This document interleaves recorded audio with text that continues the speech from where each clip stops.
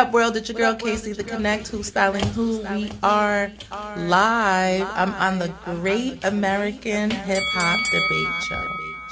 Look at that one take, people. Follow me. That's right. Let's go. Brother F, hit me.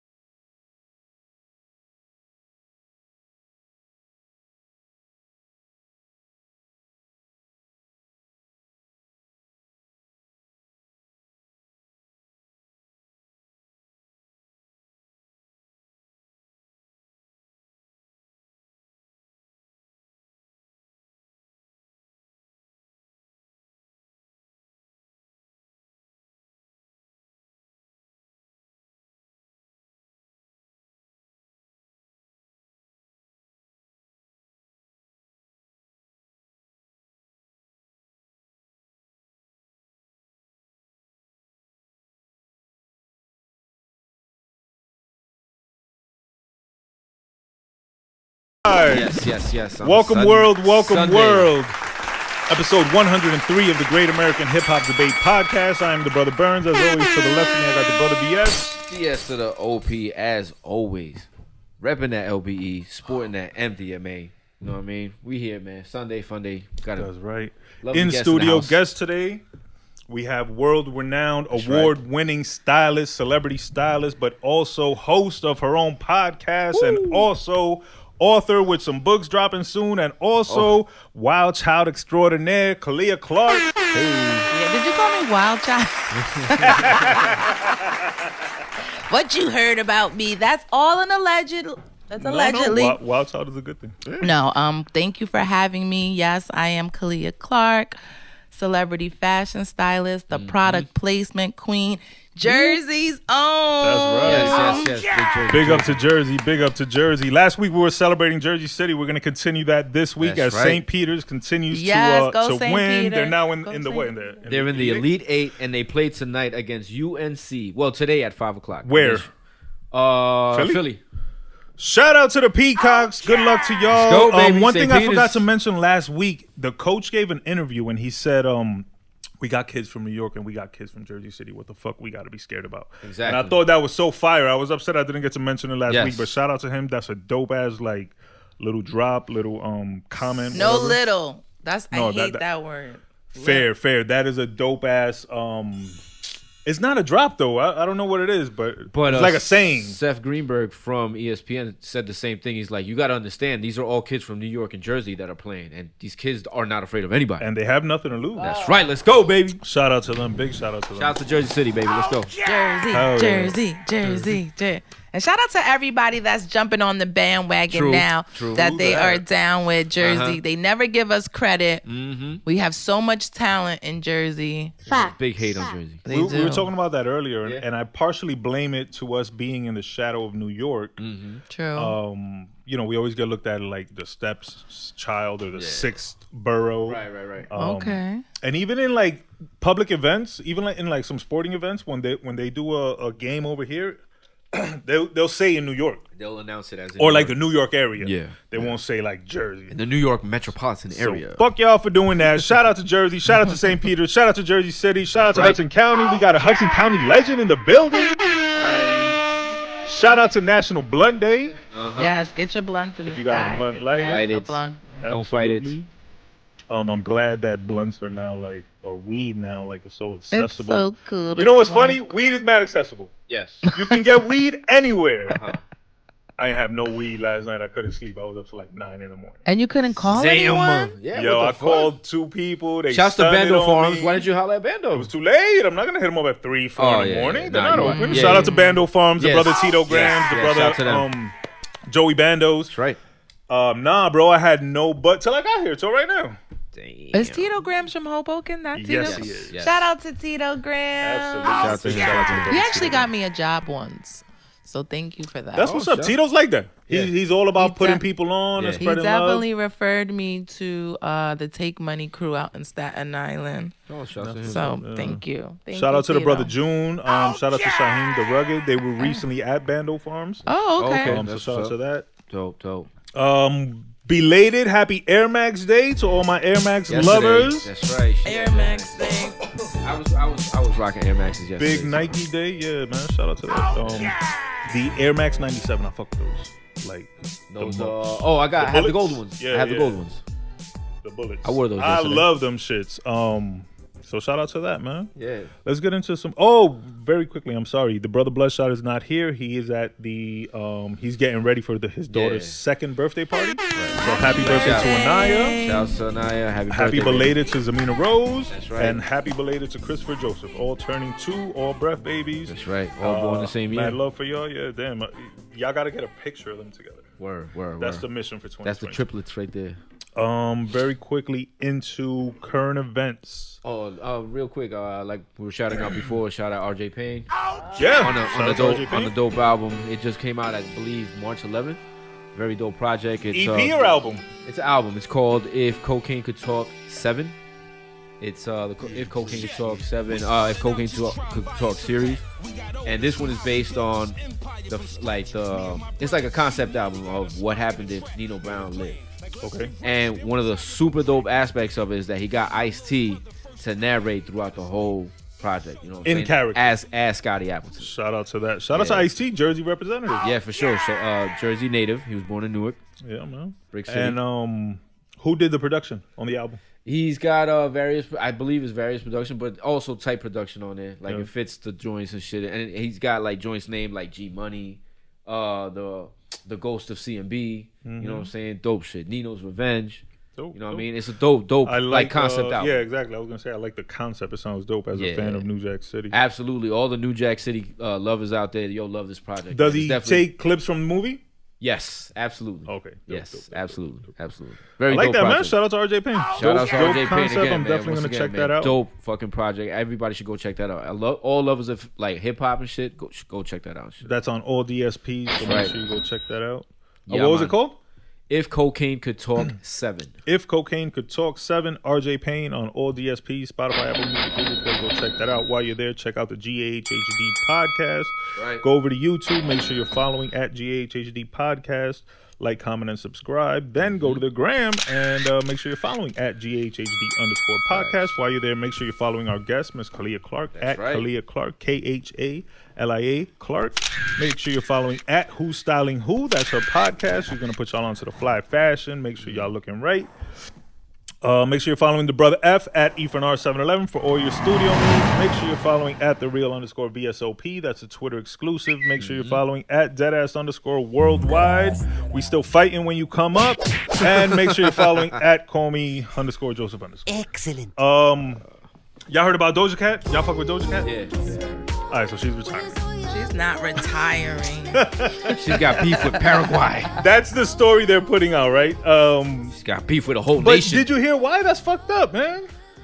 I Not mean, on her part, on the fan part. Yeah, there's conflicting stories though by both parties, I believe, because like she was saying that there was a massive storm and stuff. And she was like, how could these people be out here even risking their own lives for me and shit? Right. Mm-hmm. But there wasn't a storm. There was shots of people just standing outside of her hotel. And to top it off, what I believe made her look like kind of not worse but bad was that Machine Gun Kelly performed in front of the hotel. You know what I'm saying? Because he was actually one of the headliners for that show. Okay, so what happened to the show? It got canceled because of a storm. Okay. You know what I'm saying? And the venue couldn't be like you couldn't attend the venue.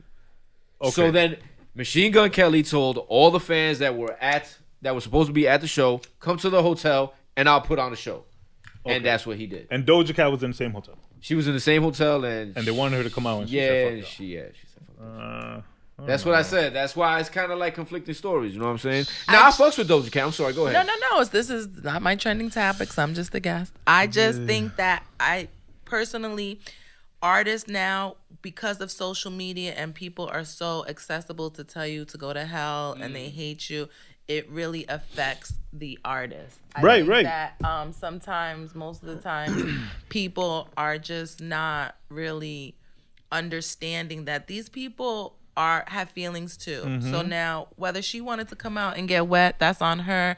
I think fans sometimes really try to make you do more than you're supposed to do. Like, if she didn't want to come out and get wet, she didn't have to come out and get wet. That wasn't part of her. I totally agree. They feel entitled. Yeah, her writer. Now, I understand as a fan, you came to see Doja Cat, but I also saw pictures of people sitting on top of cars in like 5 feet of water or something like that. So something obviously happened over there. Yeah. Now, Machine Gun Kelly, kudos to him. That was dope for, going out and still giving the fans. But everybody's not like that. Right. We don't know if her voice, when she goes out in those type of situations, can hinder her voice. Let's give her the BOD. She might have been scared. If there's 5 feet of water, I'm not exactly going to rush to perform. I just think, either. We're just giving it too much attention. She should pray about it. Because she's not, you love this, so it's like maybe she may not do it for a while. It's just it's a little gruesome and a little. It's not a little. I'm sorry, you got that word stuck in my head. That's your fault. It's just a lot to be an entertainer, even as a stylist. Like, it's very demanding. So I just feel like sometimes a lot of people, this generation is very entitled. They want everything they pay for. It's never been so direct, the communication between consumer and artist. But that's exactly what it is, and she had mentioned it earlier. It's the accessibility to the artist. Right, but that's what I mean. This is new to everybody. We've never been at this point where you can get 10,000 DMs in an hour telling you suck. And that's what she said. That shit will fuck with you. And that's what she said she can't handle. She's like, I can't handle. Like, she's like, I'm not built for this. She said it herself. I'm not built for this. And that's fair, yo. You have to know your strengths and your weaknesses. And props to her. I'm not a Doja Cat fan. I'm gonna keep it real. She makes music that just is not for me. Right. But I don't knock it. She makes good music. At the same time, she doesn't make music for me, like for my demographic or whatever. But she does make good music, though. Like Remy said, she is not a rapper, but she makes great music. Right, exactly. And I hate the fact that they actually do consider her a rapper. Yeah, she's not a rapper. That goes back to the great American hip hop debate. No, but it's not a knock on her. It's more on the DSPs and their genre splitting and who they decide to put where, rapper or not rapper, more so depending on the person than on the music. It's a whole corrupt system that's... Oh, speak on it. Educate me. Like we were talking last week with hip hop and the Grammys. You know what I mean? Like that's like Macklemore winning Album of the Year over Kendrick. Right. Who the fuck believes that, and who approved it, and who let it pass to the point that when Macklemore got up there, he was like, yo, I don't deserve this. He Kendrick should have won this award. Everybody knows it's that. A whole even the artists know. System, like, even the artists and their peers know who had the best album that year. Well, let's get the exclusive here. Did you guys see that Jay Prince, he talked about having his own Grammys, and then FUBU got behind it. For Us By You. Good. So they're going to do their own show. And I love that they want to do it right against the Grammys. Not like, the Grammys this week, we'll do our shit next week. No, when y'all shit, Saturday, 6 o'clock? All right, our shit starts Saturday, 5:55. Yeah, so. Hell yeah, I hope they do it. He said he wanted Kanye there, Drake there. Right, because Kanye, all of them the Grammys took Kanye out, right? Yeah, they booted him out saying that he was threatening physical violence over social media. Isn't it in the songs that were promoted? Isn't that not their fucking business? You're the Grammys. Like, you deal with music. What's social media got to do with anything? Exactly. When have you ever paid attention to someone's social media enough that you punish them for it? You know what I mean? You don't even punish people for music. Like you said, it's in the songs. Literal violence, literal confessions, and you reward that. So how come we don't ban people for saying the N-word? The N-word is integrated into our society. It is, right? Yeah. Like, I hate that word. Like, I just don't understand. Oh, damn, I've said it a few times. I apologize. It's okay. Not only... But that shit is embedded in both positive and in negative and in both black and white. Keep going. It's fine. It's a whole show. No, and it's a deserved show because that, exactly. you know... But it's still Women's History Month. We got the last week left. What do you think of women doing to a word like slut? You're asking a person to the N-word. So we said let's take away the strength, right? Yeah, right. And women did the same thing with slut. Like, what if I am a slut? Fuck it. All right. So what? Let me but be. I think this is the thing with words like slut, bitch.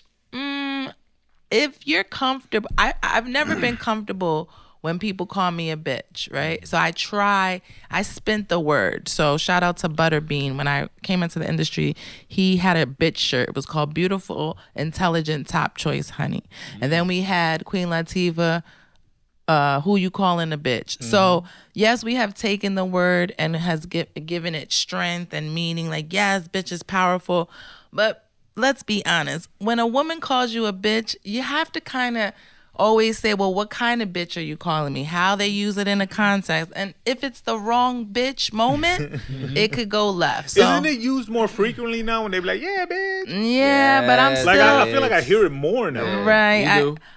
Listen, my age always comes out now in interviews, and the new generation, they use words that I just don't want to be addressed. I'm a grown woman, so I don't want you to call me a bitch, unless it's, I guess, a bitch mamante. But unless and mamante is a beautiful, a bigger than a moment. So I don't see people using, when most people call me a bitch, is never in a positive light. So and then with nigger or nigga, we hear it in the music, but I judge a man. Like, if you're a grown man and your every 3 words is nigga, I'm like, oh God, why?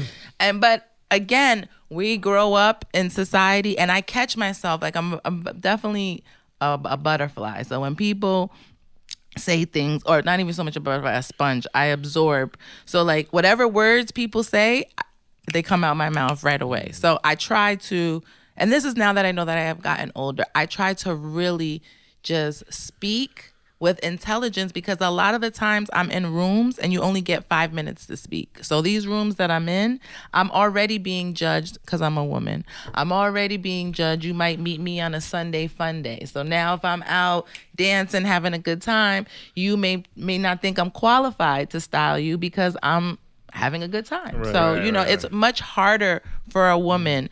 A slut, whoa, you know what I mean? It depends who calls you.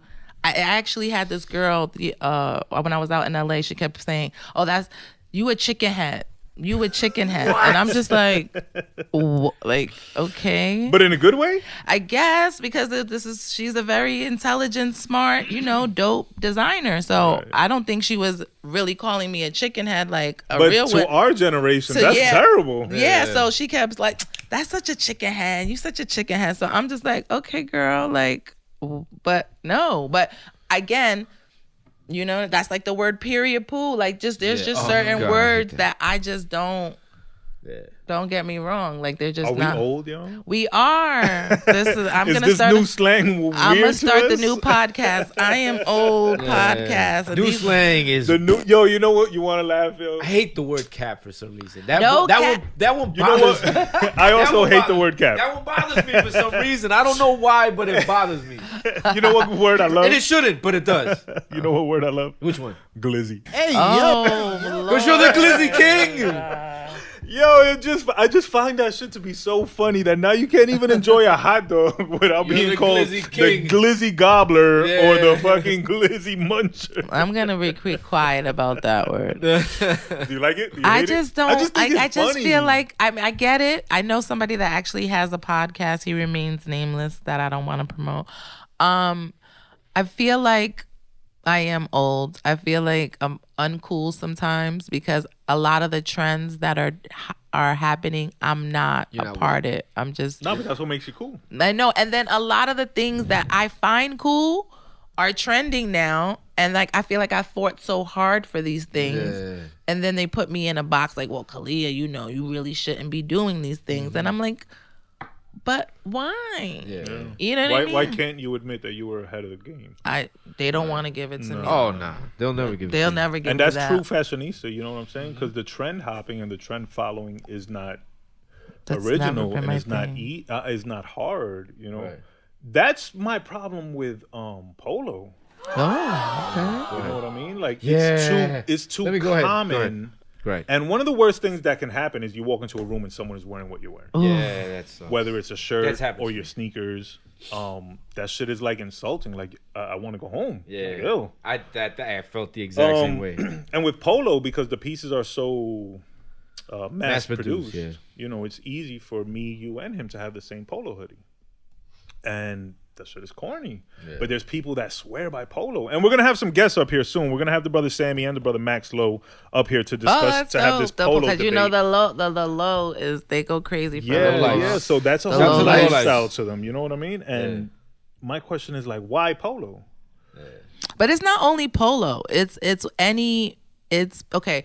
Well, Polo, you know, it is timeless because it comes from an era and now it's still relevant to this day, right? But if you look at high-end designer wear, it's pretty much in the same realm. And I say this why? When we grew up, right, back in the day, you wanted to wear Polo, right? Because that signified, it was a standard, right? Like even in status, right? Yeah. You wanted to wear. You wanted to wear Polo. But then when you got real money, you wanted to wear Gucci, Louis, Prada, all of that. I never was with any of those type of brands. And that's no disrespect to any of the brands. It's just because I never wanted, like when I was in high school, shout out to Memorial High School, everybody wore Polo. I'm talking about, remember, everybody Polo Sport. Now, same thing in North Bergen. Remember North Bergen? Like everybody wore Polo Sport, and I just could not get with we all had the same bags. Yeah. We all had the little colorful Polo Sport bag. And it just was too much. And it was a trend that, you know, I followed. I'm not going to say, but when I became a stylist, I definitely kind of broke from all of those brands. And then I really focused on streetwear brands and then learned that even though we were the face of a lot of street brands, they still were licensed by other companies and different things like that. So I just feel like with fashion now coming back, because you look at shows like Power, and they brought back a whole scene of how influential Polo was. People robbed and stealed just to be down with the lowlifes. I'm with it though, in the sense of it getting its respect on what it did for the culture. Right. I'm not a Polo hater. Right. I just wonder, I want to know more as to why Polo. All right.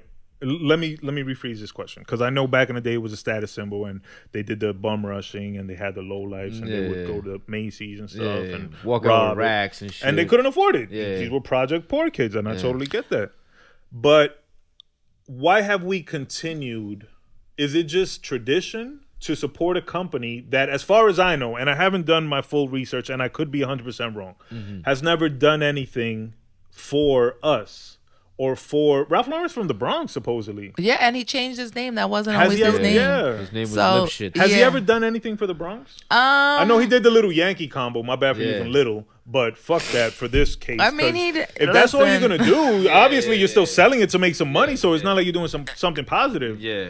But I just want to know why do we support this billion-dollar brand? You can't just leave it with Polo. Then you have to say, why do we support so many billion-dollar companies? Right, but I don't see the Gucci goons, or I don't see the Fendi what are friends. you talking about? I see the low light. Gucci gang, there's foreign. It's just a lifestyle. You have to think about it. Like when. Okay, now you got me sitting up in my seat. And I'm glad she's here because we never got to have these in-depth fashion. I just feel like I love fashion. I love fashion too, but you have to understand, like, fashion is an art and a culture, and we as people of ethnicity, let's start there first. We were really the spearheads, the real, forefronts and the pioneers. If you look at what we did for any brand, look at Adidas, you know what I mean? Like, but we also are the same culture of people who can destroy a brand. Now, the question should be, why did we never stop wearing Polo and destroy the brand? Correct. You get what I'm saying? Correct. Why did we keep, when it was obvious that Polo said, I did not make these clothes for you guys. Well, that was Tommy Hilfiger. I never heard. No, listen. Well, if he did, Polo didn't say. You're right. Tommy Hilfiger did say that. Yeah. And okay, but they all came from. Yeah. They're all under one umbrella. Mm-hmm. And even though Ralph didn't say it, right? Let's just say, have you ever shopped in one of their stores? Look how they treat us. Let's start there.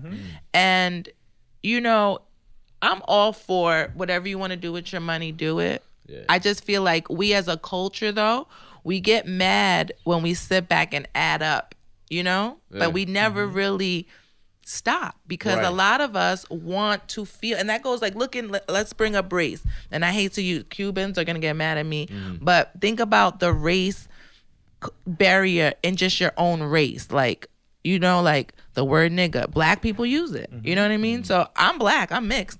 It's just the way, if you really, like my mom taught, world history. So to me, like she's the commissioner of the Martin Luther King Commission. Like, I grew up with just not saying the word, but I say it all the time sometimes because I'm in, different environments and it just really rolls off your tongue. So I try not to. But the same thing in fashion, like I made a point to say, you know what? I was a teen mom. So I wasn't putting my daughter in polo and all that stuff in the beginning because I couldn't afford. So I was 15 years old. You know what I mean? So it's like, that's not the thing. But I'm not going to discredit them. But I'm going to say us as a culture, we did that. Yeah. You know what I mean? A whole side, like the Lowe's, that's what they did. Yeah. Now, whether it's sad that we had to rob and steal, that you see, look at the persona that we have over us to be able to wear that brand. I also think that was part of the lure of it, that it had to be stolen. You know what I'm saying? Like, that was part of it. That was part of it. That was part of it. Like, I'm you weren't a lowlife and you didn't steal. Right. You know what I'm saying? But so, like, I'm willing to bet that Polo benefited from that. Absolutely. Yeah, there's insurance. Well, not only that, just the brand exposure. Exactly. People talking about it. And then the people wearing it, walking around as human billboards. Right. And then the biters. Because there's always biters. So if you went and stole all your polo and it looked funky fresh on you, and I got bread, I'm going to go just copy your look because I can afford it. Exactly. So Polo ate off all that shit. But your question is correct. Why? Why Polo? Why do we continue to support it? Why is everybody still proud to be a lowlife head? Why did FUBU come and go? Right. But you know what? Shout out to FUBU. They're back. Carl Kanai's back. Why did our designers not last? Not get that Polo level? From our era, you mean? From our era? The reason they didn't last, and I can tell you that, is any era. It's because of us. We never wanted to. You're talking about like Carl Kanai, Cross Color. All of them. My shit in high school was Mecca. And I was wearing Mecca every day. Yeah, you had every And Mecca I remember from piece. September to Christmas, I was the only cat wearing Mecca. Yeah. And then in Christmas, they must have had a sale because after, everybody had on Mecca. And I'm like, motherfucker. Yeah.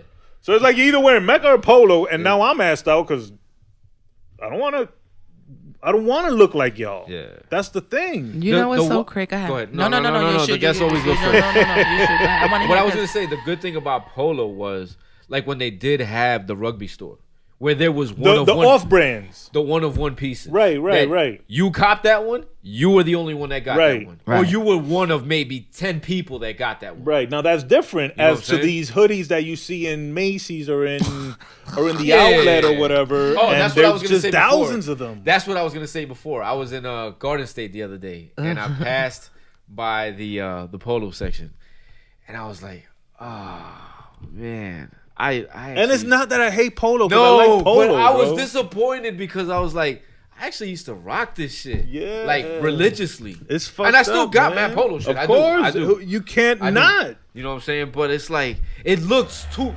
Right now, it looked too generic. Yes, it looks super generic. I was like, nah, and it's too accessible. Yeah, I was like, nah. Let me ask the expert. Is Polo the lowest tier of the Ralph Lauren clothing empire? I don't want to say it's the lowest tier. I think it's the streetwear brand of it because you have Polo Purple, Polo Blue. I'm joking, but I'm just saying like you have just different tiers. You have Ralph, by Ralph Lauren. He just was a genius in the sense of licensing all and making so many different brands. Like I just watched the story of House of Gucci. right? The movie? The movie, and that was crazy. Shout out to Gahhd. She played a hell of a character. She's a dope actor. But look at Adam Driver too. He was good in that. Yeah, and just look at the history. Like, they lost control of that company in the 90s. We didn't know that. We didn't even know who was behind Gucci. We just, once we made it, then you saw what they did to Dapper Dan. They bought him. First, Louis Vuitton shut him down. Companies like that, Gucci, and then brought him back into position because the new generation fought. The new generation, it's like a gift and a curse with them. They make me laugh because they'll protest in Ferragamo, but it's like these houses never cared about us, right? None. And I've been adamant on that because the crazy part is African Americans weren't even big on any African brands in fashion, because if there would have been so many black millionaires early on in the game. Right. I think being an African American woman and just seeing, like, I didn't know until I got in the game what like fake jewelry and all that stuff was costume. I didn't know. I thought every time you see them in diamonds and something like that, that's what they had. It's real. But then when you get into the game and you start to notice, like, this is all smoke and mirrors, you know? Yeah. It's almost like learning Santa Claus isn't real. So I thank God that, you know, I was able to be one of those people that know how to create trends and not follow them. And I say that because I fought hard for streetwear brands. Like, stylists, the epitome of a stylist is they feel like when they are in houses, like you're not even really considered a stylist unless you're a high-end stylist. I never was considered a high-end stylist because I was considered urban luxury, because I thought these are the brands I worked for, Baby Fat. So when I came, I wore more Baby Fat than Kimora. You know what I mean? Like, it just what it was, you know? Like, I was proud to wear these brands because I'm like, well, they're run by black, you know, African American people, so this is what we're supposed to wear. But then Sean John didn't become cool at one point. Yeah. But we did that. You know what I mean? That's my problem. Not my problem, but it's not a problem. That's my question. It's not even a why do we continue to allow that to happen? It's not about allowing it. It's about the people who get in power. Like, before there was social media, right? Like you said, there was brands, like, there was tons of brands. You had Pele Pele, you had Averex, you had Cross Colors, you had Carl Canai. But let's be realistic. Like, you guys weren't really wearing that. You know what I mean? You were really wearing. Fly dudes wore polo. That's just what they wore. Girls was not really getting with dudes that wore South Pole. Like, let's be let's there was some brands you stayed away from. So now, but see, that's the thing. Staying away from these brands, right? Put the kid who wore South Pole in a position. And I always like to see, I would look at a dude that had on South Pole. No, I wouldn't get with them. But that's my point. No, but listen, but I would appreciate. Don't say you looked at him and you had some admiration. No, like, oh, he brave or I something. had a little bit. But you wasn't going to get with him. Let me tell you why I had admiration for him when I got into, because remember, when I saw people wearing South Pole, I wasn't a stylist. When I became a stylist, I appreciated every single brand from Levi down, because when you do TV and film, in no way do you see a whole bunch. You don't see logos. That's one, right? Yeah, exactly. So you really should learn that too as a stylist. Everything is licensed. Yeah. So when you don't have a budget, right? And most artists don't, especially the up and coming ones, right? Their first thing is, with no budget, they want Louis, Gucci, Prada. That's the question you need to ask people. Why is there a need for something you can't afford? It's the status symbol. That's my question. It makes you look like you can afford it. Exactly. Okay, so good. I have on a pair of red bottoms, right? So does that make you like me because I have on a red bottom? Like, see, I believe now. This is my thing with that. Wait. It's many different answers. Yeah, my thing with and I've had this discussion with coworkers, everybody, women, men.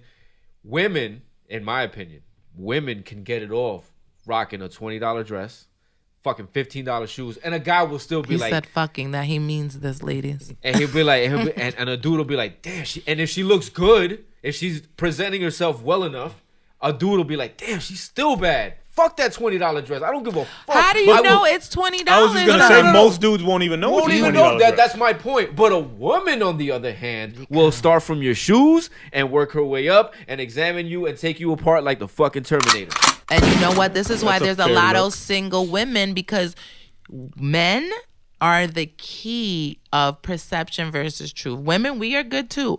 But a man knows, because of society, they know that they have to have a certain look to even get the VV, right? So look how much pressure. This is the segue to dictator. Wait, I want to go back and give you a different answer to the red bottom question. Go ahead, let's go red bottom. First of all, some guys won't even know what that means. Yeah, right. That's a red flag. I mean, that's not my shoe of choice. You know what I mean? Because that is one uncomfortable shoe. It looks good. I will say that. It's a statement piece. That's a good shoe to have, because it goes with something about that red bottom when you just get out and start walking. But they're not all fly. Okay, I need him. I need to do a whole show with him just because. So my answer to your question, me personally, go ahead. It depends on the shoe. Right. It's not fly because it's red bottom. It's fly because it's fly. Right. And whether it's red bottom or not, it's fly. Right. What's your top 3 shoe for a woman? If you could shop for a lady, what are you buying? Oh no, I don't know many women's brands. I don't shop for women's. So I wouldn't know red bottoms would be a good. So are you buying a woman a red bottom shoe? If she wants it. If she wants it, ladies, follow him. Yeah, it's not like I'm not gonna surprise her with it, because what if that's not what she's into? Exactly. You know, if I know that that's something she's into, maybe she's had or her she eye pointed it out on before. Yeah, of course. Then you pop up with a surprise. So you're not with the curse that if you buy a woman's shoes, she'll walk out your life. A woman's gonna walk out your life. She'll walk out barefoot in chanclas and that was a sub to whoever's listening. I heard that. Buy me shoes. Yeah, buy them shoes, bro. If they're gonna leave you, they're gonna leave you no matter what. Yeah. Fact. But that was the answer to the question. It depends on the shoe. Okay, yeah, you know? that's a fact. But that goes the same way. I feel like we don't give. Shoe. I feel like it's got to be a dope shoe on a dope foot. Yeah. I feel like with men too, though. I'm picky, but going back to like the South Pole comment, I'm picky, but I love a man that I could look and be like, I wonder what he's wearing. I know it's not some label stuff. Like before Dap did the Gap collabo, like I could respect a man who looks fly in Old Navy. I'm sorry, like what's that? Oh, that's an Old Navy shirt. Yeah, that's Champion.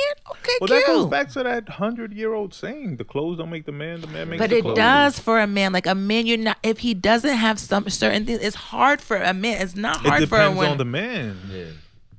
Okay. And it also depends on the audience. It's also I think you're talking about not living outside of New York and New Jersey, because I think you have to remember it's tough. Yeah, it's tough here. Yeah, when you go out, because I travel the world. When you go out the country, they can get away with anything. They wear anything, and it's just that's a fact. They can't. Even within the country, certain sectors of the country. Why? Because fuck that. If you fly, you fly. No matter what, you come out your house and you're dope.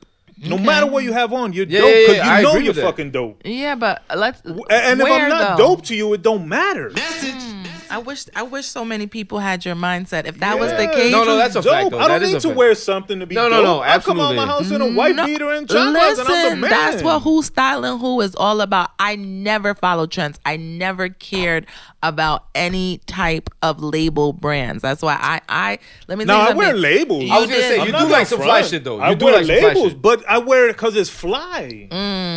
Yo, my nigga.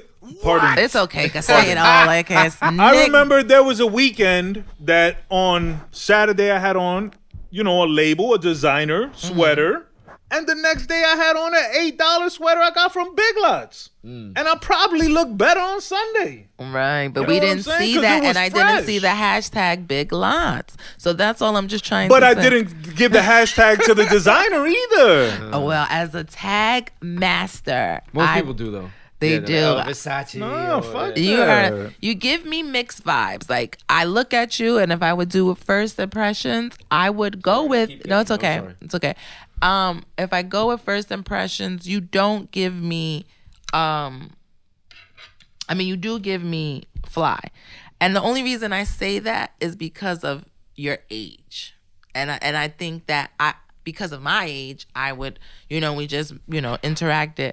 I put you in the fly category. Thank you. And I do that because I'm more about, I can look at people and see not what you're wearing today, what you could be wearing, because that's the stylist side for me. Because we're here, we're just chilling. It's Sunday. It's the show. You know what I mean? So you might not come out with your best. You know what I mean? You might just come out in your best looking.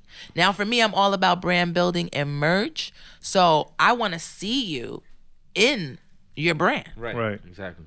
Hello, who's styling who? Like, I don't care where we at. Like, I'm gonna pick my brand over any brand any day of the week.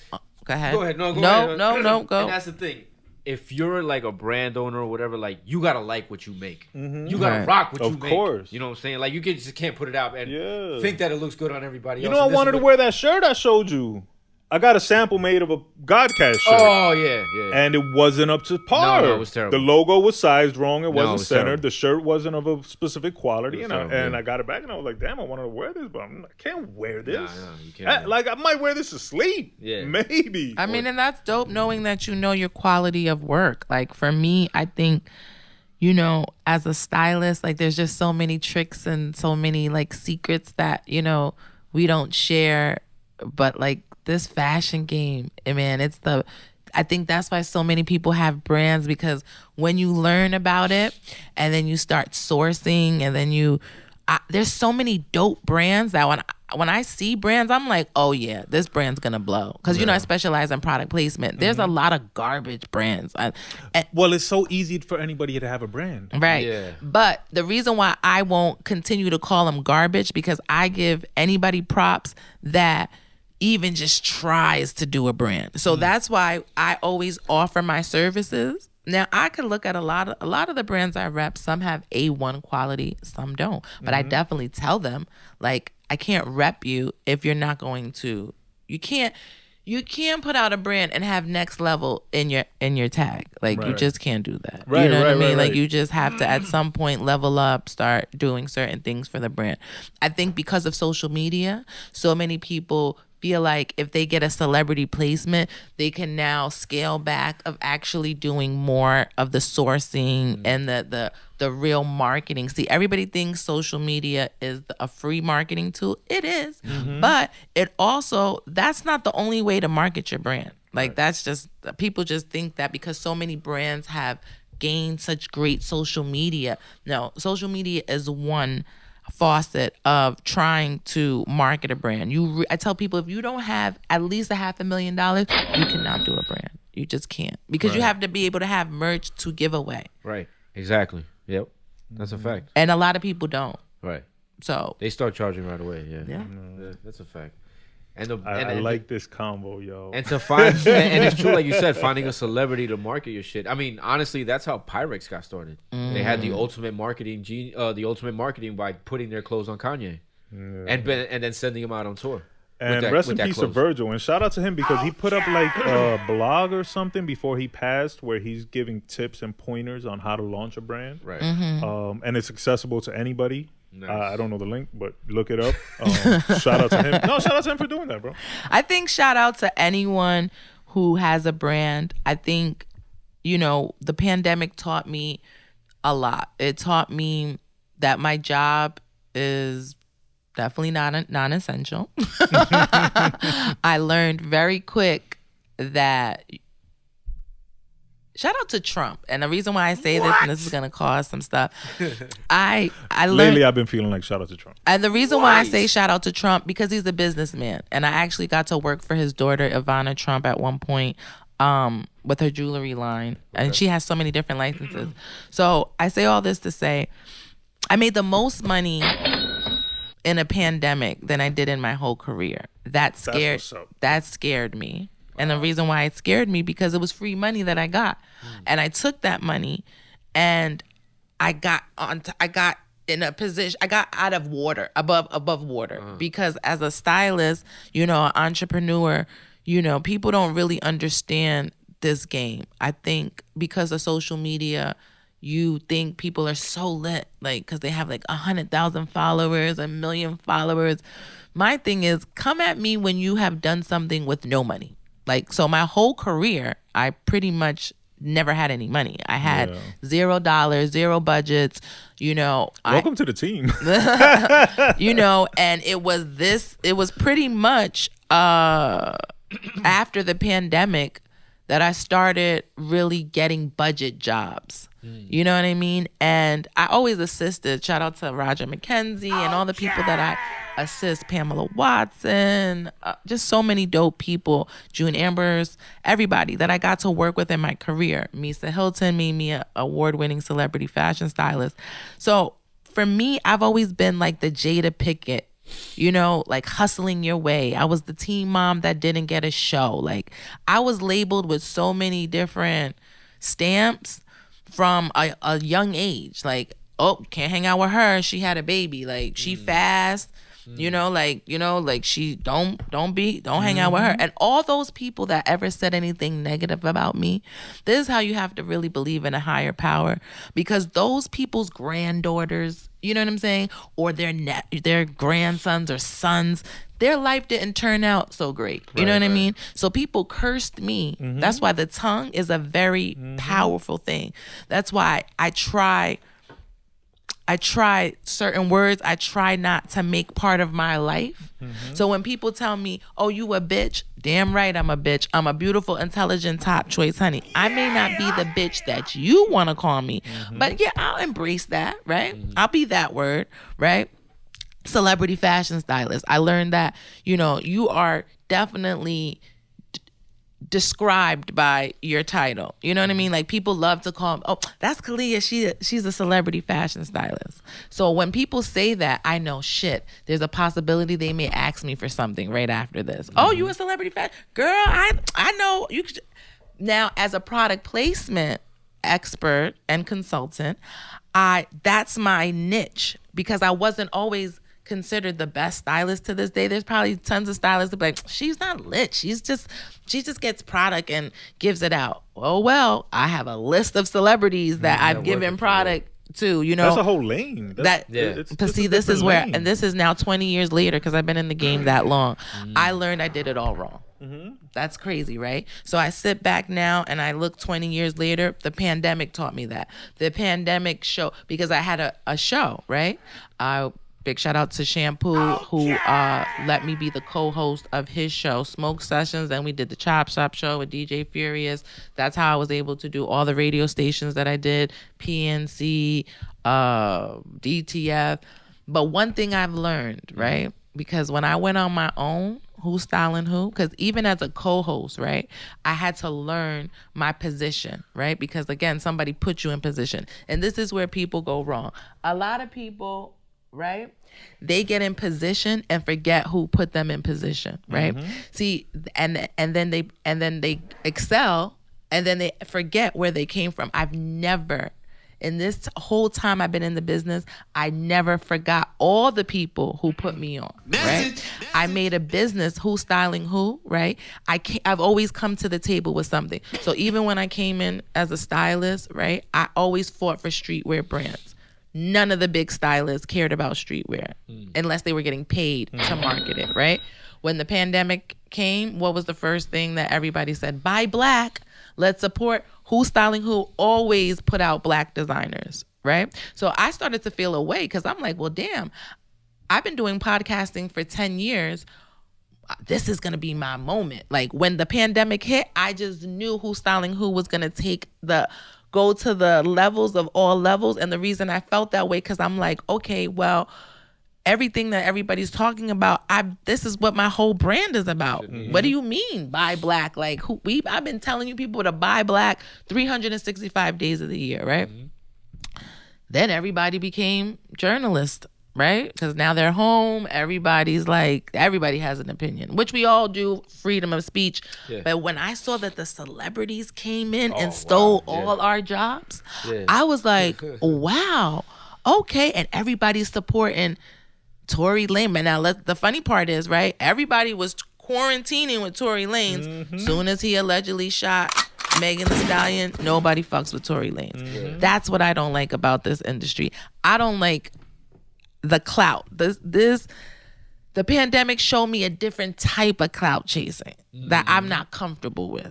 Right. So I felt like, why don't in the pandemic was the time that we were supposed to give everybody their flowers. Shout out to Swiss and Timberland for the versus battle. Absolutely. Because that really showed and gave back flowers to people and actually opened the eyes to the younger generation to a lot of the old school artists. Shout out to D Nice too. D Nice started too. I'm sorry. But let me just say this. Shout out to D Nice for doing what a whole bunch of DJs were doing at home but don't have his following. Think about this. Right. Yeah. When the pandemic hit, any DJ, that was the first thing they did to stay sane. They lost their money. A lot of DJs had club bookings. They were touring. When the world shut down, it showed people's mental illness. I mean, not mental illness, mental health. Yeah. And I learned... And their hustle. I learned that a lot of people are wacky. You know what I'm saying? Whacked as shit. And the reason I say that is because you follow them, right? So everybody, like, people got divorced. You know what I'm saying? People really don't like their significant other because how did you not last through the pandemic? That means you were just never comfortable, or even not so much comfortable, used to being around your partner. They were locked with that same person. You're coming to realize you don't even like this person as much as you do because you don't see them. Exactly. I learned so much about myself during the pandemic because I was by myself. Right? I learned like, oh wow, okay, this single life, or not even so much single, like even having a partner, you learned a lot about your partner, with the things that he does, what he doesn't do. For me, like I said, like I wrote a lot, so I came up with this. Well, I'm scared because y'all look like y'all have a following, so but I'm proud I own the name Dictator by Khaliah Clark. And the reason I wrote this is because I got judged so much as a woman, just being an out there woman. Before I was a stylist, I was because I'm still a wild girl. And the reason why I say I'm still a wild girl is because to you, I'm wild. To me, I'm just me. Like, there's no way I'm going out to a party and not dance. That's just, not have a good time. That's just dumb. And then if you really know me, you know my love for dancing. Like I was a cheerleader, I was a dancer. So like I love to dance. I don't care who you are, we're going to take it to the floor. That's just me, right? But then there's always stigmas like, well, you're this age. So I'm sorry. So that's like being a 50-year-old rapper. So you're supposed to tell a 50-year-old rapper, and I know some because I styled one, that he can't rap because he's 50 years old. Excuse me. When does the joy expire? Right. So this is the thing I don't understand about the world. Why do we care about so many of the wrong things?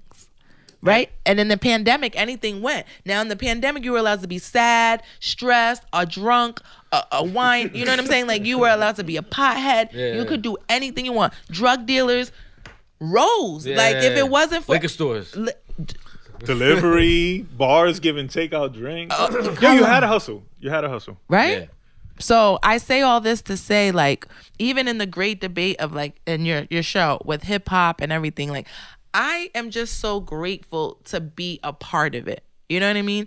To be in this industry because, look, I know you're an engineer. Now, if you asked him his first impression, but like, how do you know her? His story is not, I know her as a celebrity fashion stylist. Right? Oh, Khaliah, she gets it popping. Like, she is the life of the party. So when I came into the industry and I started seeing these people, these executives who now I used to see out in the clubs, it was a different story. Like, oh, well, yeah, we're not going to take her seriously as a stylist because she turns up in the club. I fought. Trust me. The funny part is, why is that even an issue? You're in the same... That was going to be my question. What is the connection? You can't have fun and get a job done? Yeah, but crazy part is, I fought for where we're at in the world right now. I wore the scarlet letter. Everybody was like, oh, she's too turned up. To this day, people still, some women, oh my God. But then when it's your birthday, they're like, it's your birthday. So only on your birthday are you allowed to be a slut. Only on Halloween are you allowed to be a slut. Only on, what are these days that are the national days of being whatever's acceptable? I know Halloween is definitely one of them. Right? As a slut myself, I think it's every day, yo. Fuck y'all and y'all social standards and all this bullshit. Think about from the era we come from. You were not allowed to be a hoe, right? You were. It was frowned upon, and it wasn't as openly expressed as it is now. Right. And now even openly acceptable. But what is a hoe? Because Amber Rose has a slut walk. That's what he was talking about. Exactly. Yeah, but I'm with my friend, you know, shout out to my friend Sandrine. She's French. And she opened my eyes to so many different things because the way she lives, I love her. She's so liberal.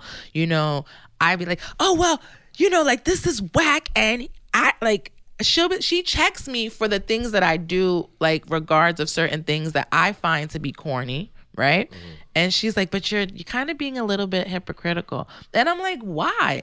Then I have to catch myself because I'm like, you know what? As a person that gets judged all the time for everything, you would think I'm Jesus's daughter. Well, I am. Thank you, Jesus. We all his children. But you would think like the way people talk about me, like I get DMs from girls like, oh, why you lint brushed my man? I'm like, he had a lint. Yeah. You know what I'm saying? I'm just like, okay.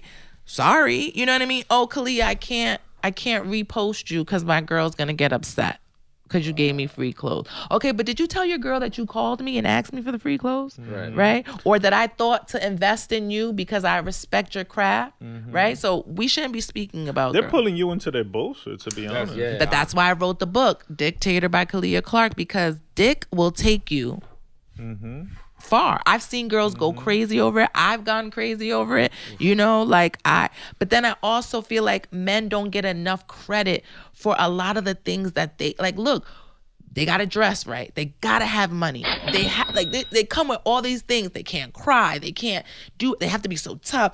They have to be smart and rich, and don't have a time frame. Like they have to come in. Like they have to have money.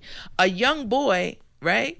He don't have no money, but the young girl can go. Everybody crucified R. Kelly. Okay, yes. I mean, it's a tough subject to talk about, but there were so many R. Kellys. I remember going to school and you dated the older boy. That's what you did. 15, your boyfriend was 19. 16, your boyfriend was 20. 17, that's just what it was. Nobody talked about it. Your uncle said some nasty things to you, you know, or oh, babe, you know, they may not have said it like, but you're getting, your hips are spreading and you haven't like, so there's just so many traumas and things that young girls, and then boys too, like, a lot of young boys have been molested, but we don't talk about that. It was a stamp on there. We don't know what boy was uncomfortable losing their virginity at the age. Maybe he didn't want head. Maybe he was waiting for a special time for a woman or even a girl he liked. We don't talk about these things. We just go in cultural times. Remember, a hoe was not okay. Yeah. Now we have these young girls who at 15, at 9 are twerking. I don't care. Do what you want to do because, again, like I said, I'm a cheerleading. I used to do cheerleading and I was a cheerleading coach. So But that's different. Yeah. That's organized sport. Right. A 9-year-old shouldn't be twerking on the ground, in my opinion. Right. They shouldn't. But then you have these TikTokers and you have all these things that exploit these little kids, and you have these dancers that make these kids gyrate their body. But as a person who enjoys dance, that you're taking away from the sport. You get what I'm saying? Because the art of dancing is to be free with your body. I say you people because people come up with these terms. Twerking. Now, you guys gave it a name, but in the art of dancing, and I don't know if it's a twerk, but it's just there's different ways for you to express your body. And there's dancers that start from the age of young kids all the way up. We just take things and we kind of just we just make it so bad. You get what I'm saying? Or label everything. We label everything. Well, everything is judged. Right. Yeah. And I'm anti-judge. Maybe that's to be a new word. I'm anti of the judgment because who are we to judge? And if we're all judged. And we are judged. And if we're gonna judge, can we judge about the right things? Like, let's talk about these kids in the streets fighting. Like, it's not even dying. safe as an adult to ride the trains because the homelessness, this pandemic exposed a lot of people of mental illness that we're not talking about. Word. Doja Cat wants to quit because somebody told her to kick rocks and kill yourself. Yeah. Ari Lennox on her birthday. She's a dope talent. Yeah. Oh, she posted, I don't want to have friends. I don't want to, like me. If you follow me on social media, I will post a Bible verse and then 2 minutes later I'm like, this industry sucks and da-da-da-da-da. And it's because of what I go through in this industry. If I left it up to the players in the game, I wouldn't be anything. I would have never styled my dream artist, which was Method Man. He was on my vision board. You know what I mean? Like, everybody who knows me. Like, I was like, if I style Method Man, I'm good. Like, shout out to Method Man, because he's like having a run right now. Super run. He's having a run. And he's dope though. He's still super dope though. Okay, shout out. And people still hate on him. It's not that they hate on him. No, people hate on him. You didn't see the meme that they put that they took his beard off? And right. Okay. This guy, but that's some hater shit, bro. But the reason why I say, but that's the internet is. This is what the internet. I love the internet though. The internet. They're funny.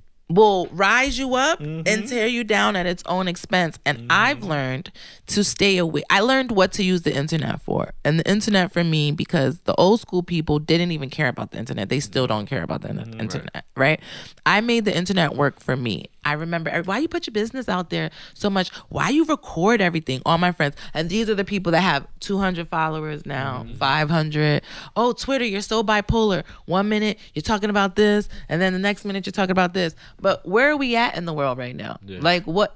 Talk to me. Not only that, you're a human being. Yeah, you can be Bible at 10 and fuck you at 10:15, and there's nothing wrong with that. Both things can be true like a motherfucker. Yeah, exactly. That's the thing, because like you said, like, you are a human being. Who are you to judge me? Like, come on, man. And I'm being a little hypocritical because I'm a judge, and I point shit out that I think is corny, but I also tell you I'm corny as fuck too. What sign are you? I'm a Libra. Libra. What sign are you? I'm Pisces. Pisces. Happy belated birthday. Yes, thank you. Okay. Thank you. I'm a Taurus, right? Wow. If you're into signs, we crazy. And the reason why I say that, because a Taurus woman and a Taurus man, totally different. But then just being a woman in life, being a man in life, is just, I'm a Monte. That's bigger. That's the only thing I can say. That's why I made up the word. It's bigger than a moment. I think it's dope that you have this show. Well, let's shout out your show, because it's good to debate. And in hip hop, the state of hip hop right now is bad. Yes, and you can't say it. No, we could say it. It's your show. No, you'll be like, oh, you're a hater if you say it. You can't say that music right now is subpar. Like me personally, I hate that everybody's cool. And I know it's not cool to say that. Yeah. But I see all this You mean like fakeness. cool with each other? Yeah, I see all this fake, yo, my bro, my day one, blah, blah, blah. Then potentially 3 days later, it's like, man, fuck that cat. He was pussy from the day I met him. Whatever. You know what I don't like about hip hop is that it's not hip hop. I just think that we have to say, listen, we had an era of hip hop. Yeah. It was a great run. We had a dope, but now because music, I don't think hip hop is hip hop, because if it was, then all the dope hip hop artists would be relevant today. They're not. We're fighting. Go ahead. It's offshoots. Yeah. So we pick and choose which one we want to be. No, it's like hip hop. Hip hop is the umbrella. Okay. And beneath that umbrella, you have the boom bap hip hop. You have the 90s hip hop. Now you have the drill music. You have this emo, sing-songy hip hop that's very popular now. Yeah. You have the pop hip hop like a Drake and them. So it's all hip hop. It's just it's manifested into these different forms that they're not for us. You know, what again, I also think we like music. Like we like what we grew up on. Yeah. No, what I think is, but it's still hip hop. It's just 2022. Extension of hip hop as we know it no longer exists in the mainstream. At one point, it was. You got to remember, it started as a subculture, right? You understand what I'm saying? And now it is the culture. It is the number one genre on earth. Everybody uses hip hop in McDonald's commercials, Walmart commercials. Everybody uses hip hop. But what you just said makes a lot of sense. It's the mainstream now, so that therefore the version of hip hop that we grew up with, which was our mainstream, it was what we knew, no longer exists. That's not what it is. And anymore. if it came out today, now it's pop music. Now our music, what is now labeled hip hop, is really pop music. It's the popular culture. Yes and no, because the all right, let's break it down like this: the early 90s. To 95, like Boot Camp, Wu-Tang, Nas. If that shit came out today, that'd be underground. Absolutely, 100%. And then the Diddy era is what you're talking about, the pop era. the mid to late when they started doing the crossover, the R&B. That's true. But and it started going super mainstream. But now, like I said, but we grew up on both. Yeah. So that shit is all dope to us. That's why we could start the show with a reggae song. True. And we also grew up on music. It didn't have to only be hip hop. We grew up when hip hop, you couldn't get hip hop. True. So you was listening to rock and roll, and you were listening to pop, and you probably listened to New Kids on the Block, and you listened to fucking The Police, and whatever you happen to like. And now I don't think people are as fanatic or studying the music as we were. Because remember, that's all we had too. True. Now these kids got 70 choices of what to do with themselves. Oh, they got this in their hand. And that's something that we're all fighting for. Here. You know what I mean? That's something that we fight for attention now. Attention is currency.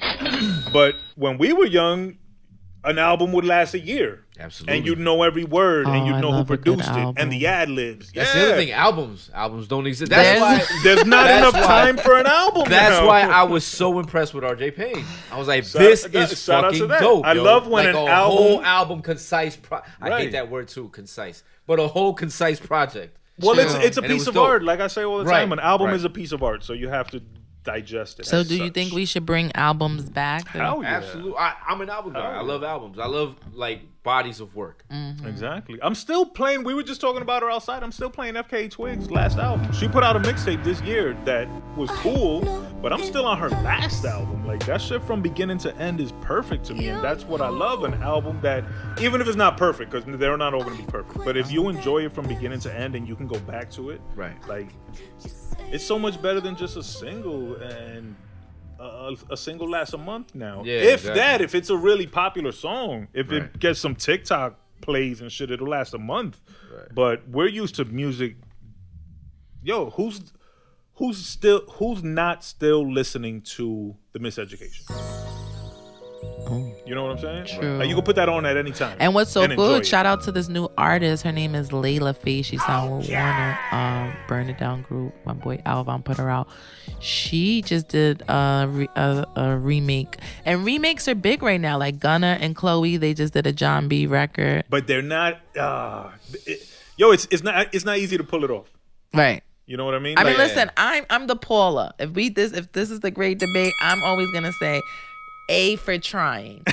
B, like you would hate me on your show because you would always have something positive to say. And not only always positive, but always something to keep it going in a sense of, listen, imagine, right? Somebody said to the both of y'all, this is not hot. You get what I mean? You're going to look and be like, what is the first thing that's going to come? Fuck you. Yeah, my shit is hot. Who are you going to tell me? And that's the mentality that I think the new generation has, and that sometimes when they give us their middle finger, we're just so appalled at the fact that they say it when they say it. Like a lot of the teenagers and you're so annoying. Imagine we told our parents growing up, you're annoying. Oh no, I'd be a backhand. We would get chancleta to the dome. You're so leave me alone. Rácate without even looking. There was no alone. yeah. Hell nah. There was no alone time at a home. There was no alone. That's bullshit. Hell nah. You had no privacy. We were all stuck in the same room. You had no privacy. So what's going on? Did I miss anything? No, very quickly, let's go back because you said a lot and I had a lot of questions. No, who cares about me? I'm just here as a co-host today. Was there anyone besides Meth who was like someone that you had to work with? Or is there any? Everybody. Let me tell you something. I live here in West New York. Growing up here, you guys, we had what is called Boulevard East, right? And I would walk to Boulevard East and I would look at the city. Because I was coming to the city since I was 12. I was fast. So I used to go and be in Brooklyn clubs, Trinity Night Hall, sneaking out my house. Now I can say all this because I'm grown now. So I was always around the culture, but ahead of the time. So no one at 12 should be in Brooklyn going out. But I had in the 90s. Yeah, I had cousins, two twin girls. Shout out to Tracy and Trisha. And they were older than me. So I always hung out with older people. So when I got into the game and just saw like, I loved Memphis Bleak. I just saw Memphis Bleak in Miami, and I literally tried not to fan out because I love him. You know what I'm saying? And I don't love him like I want to get with him. Like I just, soon as I saw him, I was like, is that your chick? In my head, like, oh, dope. And my line to him is, yo, man, Bleak, I got clothes for you because I do. You know what I mean? And then it's like, that's my line to pretty much everybody I love. And that's my ticket into the door. And a lot of artists that I met, Jadakiss, everybody, they're like, wow, like you're giving me something. Because most people don't ask for something. So for me, everybody that Joan Rivers. Now that one, that was the epitome. She was a firecracker. When I seen her, I was working in Lord and Taylor, restocking. Like, do they hire you to put back like the clothes on the? She was doing The Apprentice, and they came in, and she's like, "I'm Joan Rivers," and I'm like, I know who you are. She was like, okay, darling, well, we got to get this together. And I was just, my show, Who's Styling Who, a hashtag that I talk about is Joan Rivers Raised Me. That's what my podcast was about, was the fashion police, but for us. Because we, I love Joan. I mean, God bless her, rest in peace. But, you didn't really see our color. It wasn't a lot of Latinos and blacks. No. So that was what Who's Styling Who was about. My podcast was Breaking Brands. I single-handedly can say I have broken brands in the industry. There was a lot of brands that I've given them their first celebrity placement. I've given a lot of people who have podcasts to this day their first time. I always believe in giving people a chance. Like I see people and I'm like, yo, you be dope doing this. I've done that with a lot of people. Seed planting, because people did it to me. Shout out to that. Yeah. The universe will reward you. It has. This has been my breakout year. Look where I'm at. And I say that because now people, even Efren, he's like, yeah, I see you moving. Now I don't see him liking my pictures, but but the love is always real. The love is there. So you know that right. People are watching what you're doing and they support you, whether they do comment or not, but they do support you. For me, that's my biggest thing, the support. Because let me tell you guys something. That's the only free thing we have in this world. Yeah. If everybody I knew, because I have 5,000 people on Facebook, look at this. So I have 5,000 followers on Facebook, 19.2 on Instagram. Shout out to that. Word? Yeah, no, let's not shout that out. Let me tell you why. Because I get 4 likes on my post on Facebook, right? Shout out to my partner, E Styles. He jokes to me. He be like, well, let me like your picture on Facebook so you can have my like and 3 likes. That scares me. That I have 5,000 people that watch me and don't like, but every time I run into people, they always could tell me what I could do. Yeah. But imagine if everybody liked my shit, and now I'm a curse, sugar, honey, iced tea, because I'd be so much more out there. Yeah. Like the algorithm would jump. Yeah. Yo, exactly. I'm not supposed to have 19K. I'm supposed to have 100K following. Right. I'm a girl from Jersey. I'm a girl from Jersey that wore the scarlet letter on her back. And I probably could say that now because I look at my life and people haven't even got to my age. So a lot of people that started on this journey with me have fallen. No one wants to style because you break your back. Nobody even knows what a stylist is really. They're like, what do you do? People ask me all the time, what do I do? Because I have multiple streams of income. I'm not just a stylist. I'm a celebrity fashion stylist who specializes in product placement, because you may not think I'm the dopest stylist, but okay, cool. I got product and I need to get it on your client. I need to because I'm getting a check a whole nother way. If you don't want to pay me to style, I'm going to go get this check somewhere else. Oh, I'm going to make a whole platform for brands to come and put their brands out there. No one, and I can say this boldly, before the Breakfast Club, nobody cared about fashion. Not on no radio. Right. Hello, we talk. This podcast is all over the place. Nobody cared about internet radio really, but now internet radio is the forefront of what this game is. Also, I believe because it also became a visual, like it's a visual medium now. Before, it's like the saying goes, I have a face for made for radio. Right. Like you didn't have to be pretty to be on the radio. All you had to do was sound good and know what to talk about. Obviously, have your shit together. But now, like you said, the Breakfast Club is on a video platform. All these media, everything is on video, and everybody wants it because everybody's about the visual. They want to see what you have. And also, people have a very small. This is why social media is big. The sad part is you can't. People only really want to know a minute of your life. 2:53, we're pushing it. 3 minutes, they lost that's you. Too much, yeah. Or your shit better be fire. Yeah, you better be talking about some shit. That's kind of hard to do. So now you got everybody with pressure. Now you look at this. No one is real anymore. Everyone is, hold on, let's take the picture like this. We're going to all laugh. 1, 2, 3. Ha, ha, ha. That annoys me. Like my friend, like I literally battle with one of my homegirls over social media. She'd be like, "You're social. Oh my God, you post too much." I don't give a shit. Oh, 4 out of the 4. What's too much? Yeah. Listen, 4 people liked my shit, but guess what? If I at Snow, Allegra, she viewed my shit. I don't. That's all I care about. Oh my God. Shout out to Snow. Yo, I just went to her concert last night. Amazing. Yes. If you Shout did out not, to that if you and her, if you do not, she's from me, she's so dope, bro. yes, Go visit her. Go listen to her albums. Go to her show. Tell her I said hello if you see her, and shout out to her. Are there any of these streetwear brands that you've helped promote that you would consider a favorite? I don't have any favorites anymore because I noticed that I've done so much for so many brands and didn't get no real accolades. So there's not one that I'm going to really say is my favorite. I'm going to say there's a brand called Original Don Clothing. He pays for his marketing. You get what I'm saying? Like, he's not afraid to go, you know what I'm saying, above and beyond for his brand. Right? And his brand's been out for a very long time, like over 10 years. And I've watched Christian Dior, like his brand, every time he does a logo, people copy him. Like he had when he first came out, he used to have the Indian, right? The Indian chief and all like that. Aku did that. You know what I mean? And I'm not saying they're biting him, but I'm just saying like he's always been ahead in the fashion. And then I've watched him as a small brand always be in the midst of the big brands, trying to get his brand out there, spending the 3K, spending the 1K just to be in the room with these people.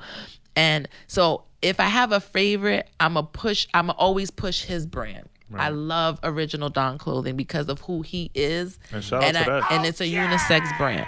Okay. There's another brand in Connecticut. It's called Apon Clothing, right? God bless the dead. This guy Screw put me on to him. Dope brand. It's a hip hop brand. He does like all like the different things with like hip hop. He puts them on, shirts, like the old classic tapes, slogans. Anything is dope. Another brand, Classic Material. I don't know if you know about them. Yeah, we know about the Classic. They're a dope brand. I didn't help them, but they're just a dope brand that I like in the hip hop genre. Walkerwear. Now, Walkerwear is I love April Walker because she's a woman in a male dominant, and she had a male brand. When all the men were running it, and she was just the only female at the table.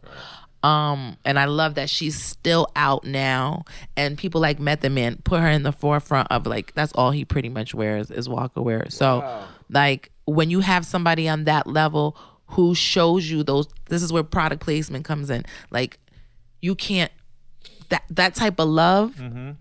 That's what people pay millions of dollars for, right?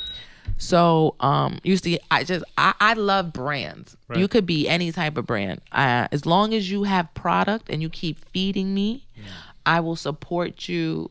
I will whore you. Let me just say that. I will whore you out because in that's the positive way. In the positive way, because I want everybody. There's another brand.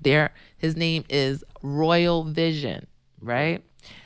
They're like the Dapper Dan of fashion. He cuts up everything. Him and his boy Negus. They're two. I know Royal Vision because of Negus, so I can't say Royal Vision without saying my boy Negus, because Negus, that's what they do. They'll take Coogee, Polo. He's big on the Polo. He'll take any Polo. He done made Polo that Polo never even made. See, but that's different because now you're making it exclusive. Exactly. Right. Oh no. If you want the low, recreate it, custom, go to my boy Negus. You want Coogee, or any other type of material, like my boy Royal Visions Eddie, he takes a MCM bag and the original bag. He made MCM mask before MCM did. Yeah. They shut his page. Well, that's an alleged, but we'll just say he had MCM mask before MCM even had masks. Right. That's crazy. You can't get mad at these creative people. You're supposed to hire them. Right. Yeah, exactly. Right. That's just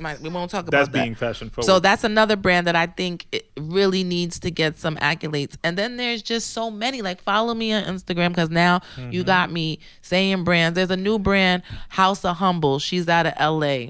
Dope brand. Yeah. Like, she did some like crochet pants. Think very Lenny Kravitz. Right.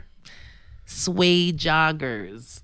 You know, like that type of feel. Then I got this other brand, Ush K. See, now you got me started. So but shout out to any brand that she is not mentioning. Don't get offended. We've got a time limit on the show. She can't shout all of y'all out. Exactly. But it's love to all y'all and big up to all y'all. Shout out to our partners, Raised by Latinos up in Canada. Okay. And shout out to I Blame Society. They'll be up for an interview soon. Nice. Shout out to all the old school brands, like we said, the Carl Canines, the Abrex, the Mecca, the Sean John velour suit. Sean John, if you bring those back out, #1 customer or sponsor, model, whatever the fuck. They actually are out. They're back? They did. Sean John did a collection unit, actually a white and a black one. So same cut, like. Shout out to Jeff Tweedy. Yes, they did. You got the plug? Yes, I do. I know you do. Shout out to that. We kind of skimmed over it, and I wanted to get more into it. Bring me back. Don't. This is a part one. Your book. Yeah. Yes, my book, Dictator. During the pandemic, you wrote a book. First of all, shout out to everybody who got busy during the pandemic. That really separated the hustlers and the lazy motherfuckers. Because either you was going to start doing shit that maybe you meant to do all along, or you was going to watch mad Netflix shows. Right. So shout out to everybody that got busy. Shout out to the people who launched brands. Shout out to the people who launched businesses. Shout out to the people who were working together, creating music, content, whatever it was. As long as you used your time wisely and to your benefit, shout out to you. And during that time, you wrote a book. Right, Dictator by Khaliah Clark. I'm releasing it on Instagram. That's the like you have a date already? No, the reason why I don't is because I am just trying to get some things cleared, because I feel like because the book is so. It's gonna be like the Bible, I would say, for me. Like I said, it's really about. It's for the men. It's for women. For the men, like it's really. Is it for women to more understand? Yes, yes. I needed from a woman's perspective. For a woman's perspective, I needed women to. We're not always right, you know. Sometimes we're the problem, and I really feel like men, and not all men, but a good man is very transparent. And if he is, I feel like sometimes he doesn't get his just due, because we always want it to be something else. So like if you just said, I just got out of a relationship, right? Why in 90 days am I asking you, why are we not in a committed relationship? Right. You get what I'm saying? Right. If I met you 90 days ago, now who cares if I did a split on you, all this helicopter, that should not, I'm just saying, but I'm just saying. That changes things, but no, you need time to heal. That should not be like I feel like a lot of women feel like all they have to offer is their pussy, right? And because they give that, they feel like you owe them so much. Yeah. And I think a lot of women don't understand that some men just want to sleep with you, right? And they get mad at men for feeling that way. Exactly. I think men also need more hugs, more you're dope, you're fly. You know what I'm saying? Like, baby, it's about you. What do you want to do today? I want to take you shopping. I want to take you out to eat. No, you don't have to put the tip down. Today is about you. I'll ask both of you, when was the last time somebody did that for you? Wow. I need a hug. I feel like I've needed a hug for a long time. There's a couple dope homegirls that I have that they're there for me. That's the thing. Different. Yeah. Homegirl, see, this is the problem. Now the homegirl, that's in chapter 5. The homegirl. I love that. the homegirl, right, is always going to be there for you. But now when you fall in love, right, what happens to us, the homegirl who's always there for you? Because shorty might, this is where I respect a dope woman. Why do men have to give up their homegirls in the relationship? Because the common stigma is that men fuck all their homegirls. Well, you might have, right? But guess what? You might have fucked your homegirl because you didn't meet her yet. You get what I'm saying? You didn't meet your wife, right? And your hold on. Go ahead. And your homegirl, right? Because she's there for you, is a different type of homegirl. Now, she may have fucked you. Y'all cool, but y'all don't fuck consistently. That just happened. Now y'all realize, look, I was just going to add to that and say that you might have fucked her before she was your homegirl.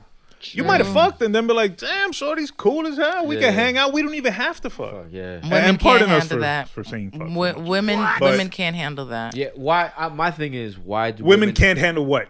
That you fucked her and you just want to be, and you don't. And now you're just friends with her? Now you're just friends because you know what? You know what the woman's first instinct is?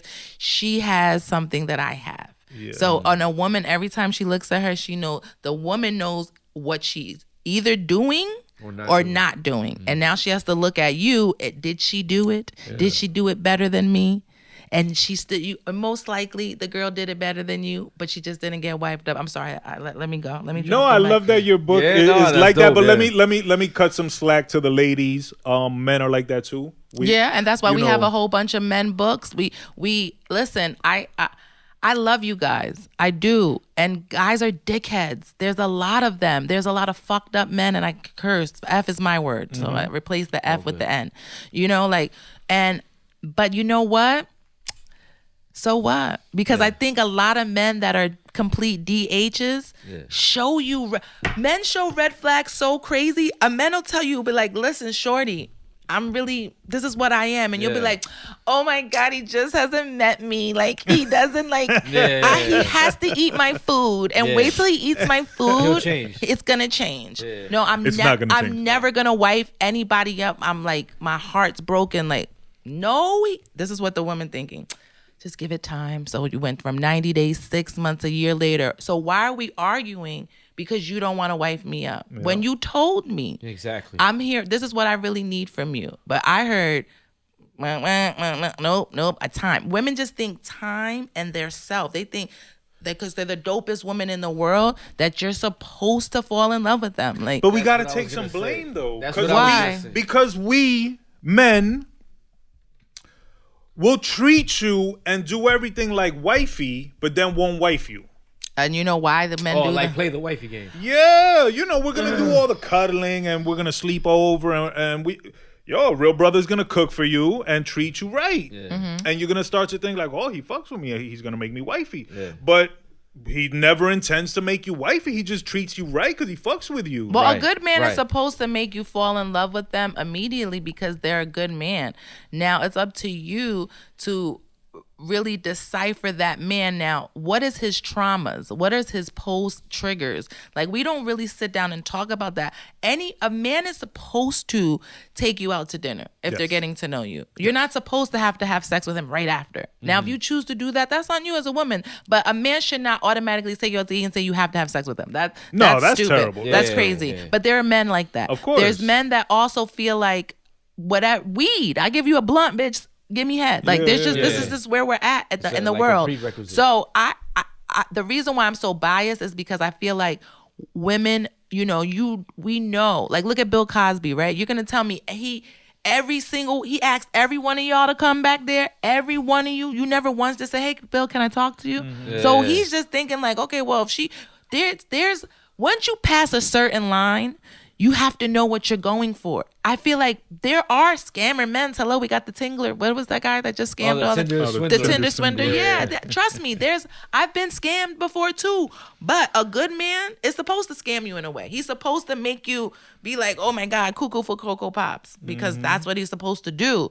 It's when he starts showing you that this is not an everyday thing. It's probably, hey, I'm gonna do this, and this is what you have to do back. Or maybe I'm only happy when you do these things. There are signs, but we just don't pay attention to them because we just want to be. Every girl don't want to be a person's man neither. I mean, girl, too. Just let's be clear. And there's some men who put pressure on women like, so no, you are my girl. And they're like, no. So if I'm dating you and somebody else, I'm a hoe in your eyes. Right, you're offended that I'm keeping my options open because you're treating me. Men never want to be part of the roster. Not only that, men never want to be an option. Like, they don't want to be a second option. But why do I have to be a second option? When you're dating me, there's a possibility I may do everything right, but then you met another girl, and she beat me to the finish line. It's a thing called that's usually larger than their dicks, and it's called ego. Oh, well, that's maybe that'll be my follow-up book, and you guys can be my co-authors. Well, no, I want you to come back when the book drops, so we can really get into this, because we're only gonna skim, like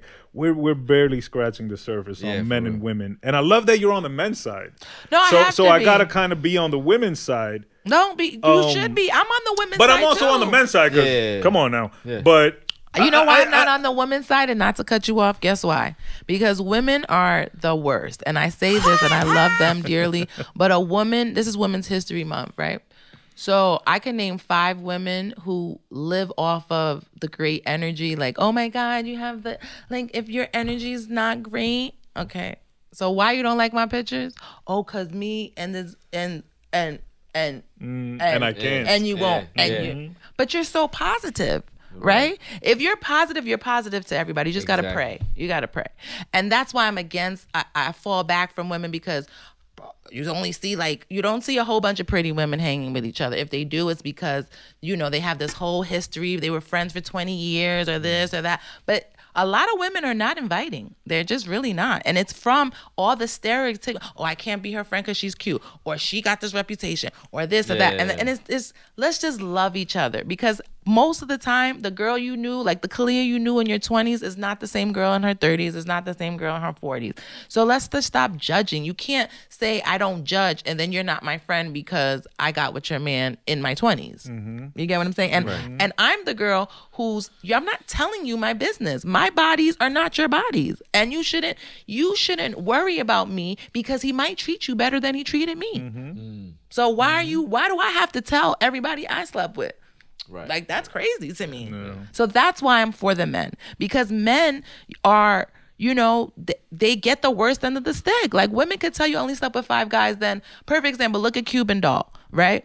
She, Game just put her picture out that she DM'd him in 2015, this picture of her half naked, and he was like, come on, 50, all because 50 doesn't want to do a versus. Right. Like, what the hell did Cuban Doll had to do with that situation? Game is a weirdo, bro. Okay, but what I'm saying is, now she's judged off. You know what my problem with the whole photo was? As a video girl, why did you send that picture? Because now that probably came to bite you in the ass. I'm not saying 50's going to leave her or anything like that. I'm just saying you got 50 looking at you side-eyed because he probably didn't look at you like that. Yeah, exactly. Absolutely. And why is it that picture? Now, this man who put you in the forefront as his girl, you guys have, now you have to have an uncomfortable conversation for something from 2015. Because of someone else's chess move. Right. Corny. To try to stay relevant. I'm not on the side of the ladies, but for debate's purposes. Gahhd, why are you on the side of the ladies? Tell me why. Ladies, because as a dude who has mistreated women, I kind of feel for y'all, yo. When did you start realize you mistreated women? Your whole time, or just now that you're older? And no. Now that I'm older, and I realized, some of the things I did were is there super one wrong. woman? Not saying that women were not mistreating me at the same time, but as when you're young, you're just not as observant and as aware and as smart and as understanding of relationships. But let's talk about this new generation, though. This new generation clearly tells young girls they're pretty much prostituting at this point right now. Where the new young guys, they're violating women to levels that we never did. It's disgusting. Never did. So there's no rules on the internet. There's no rules on social media, and amazingly, this goes back to a conversation that we've had 100 times.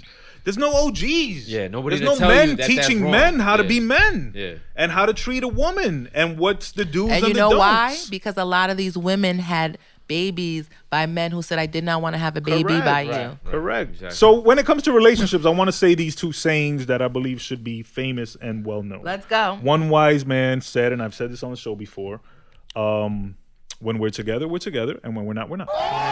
And another wise man said, only those with expectations shall suffer from disappointment. Ooh, drop the mic. I'm so leaving. Consider that in your relationships, y'all. Like, when we're together, I can treat you like a queen. Yeah. And the next day, we're not together. But next time we're together, you're going to get the same treatment. Exactly.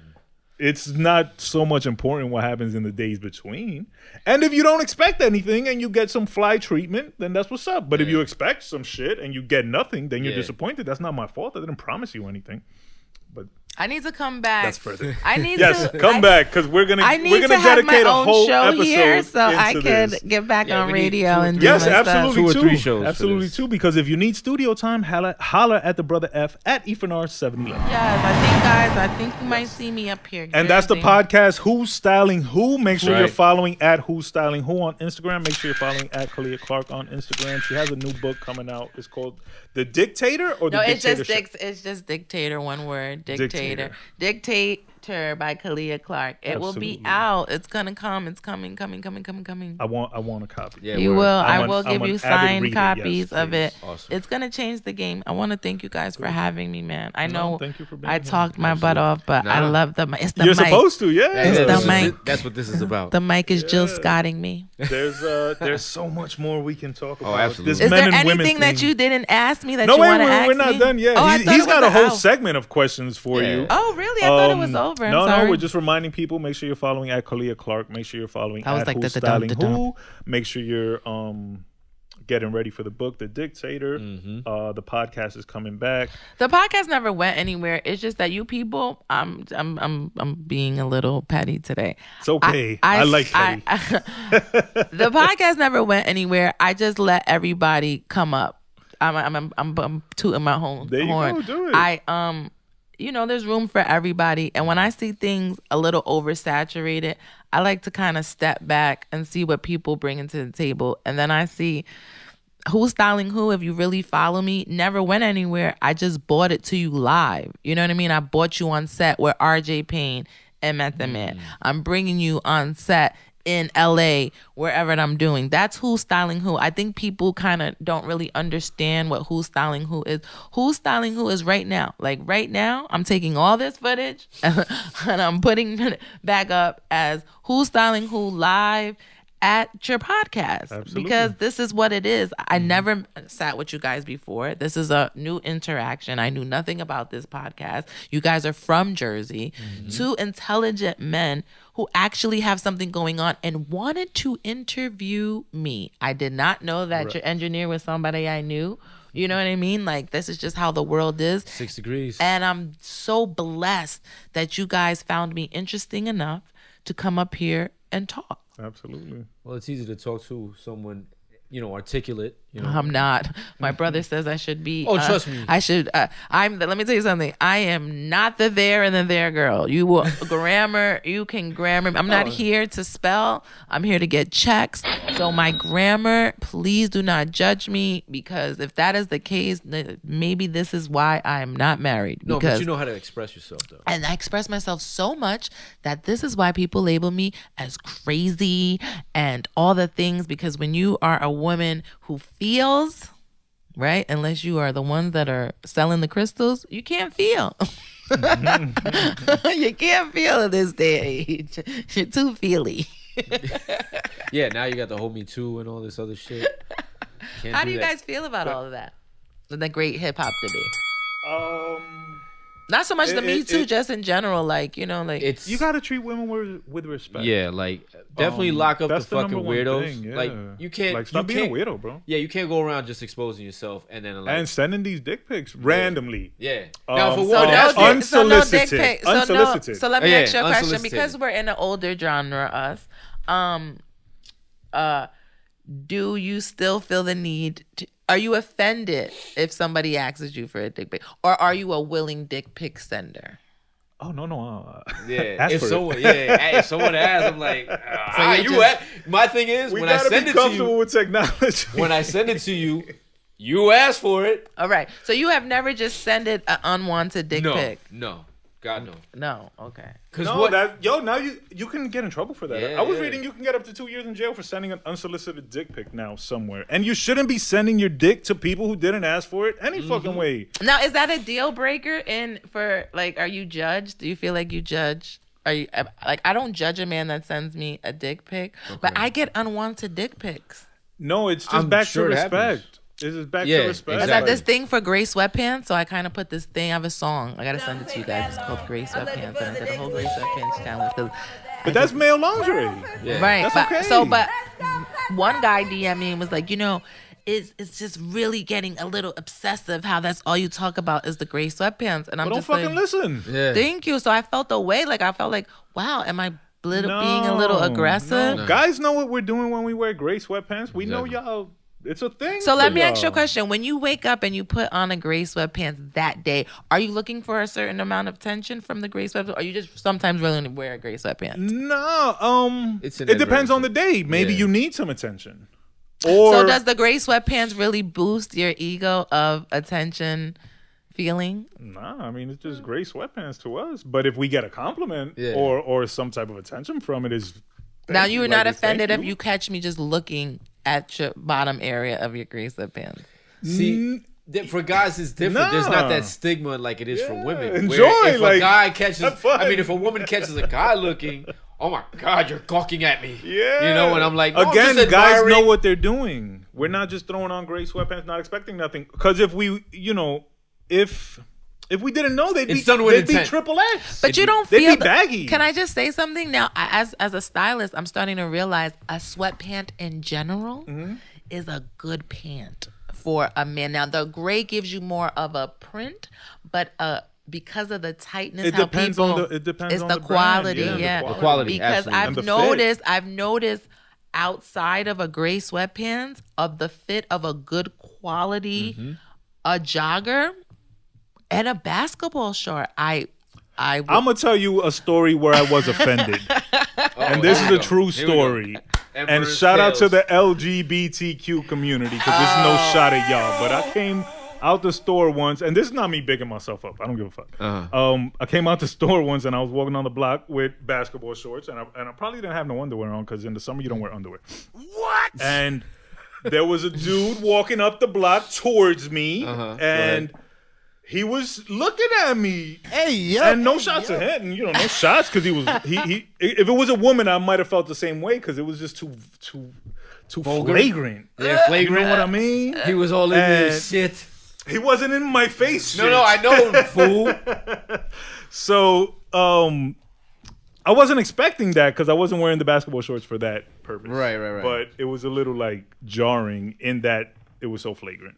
And if you're gonna look, be coy at least, so we can play that cat and mouse game. What do you feel about no gender now?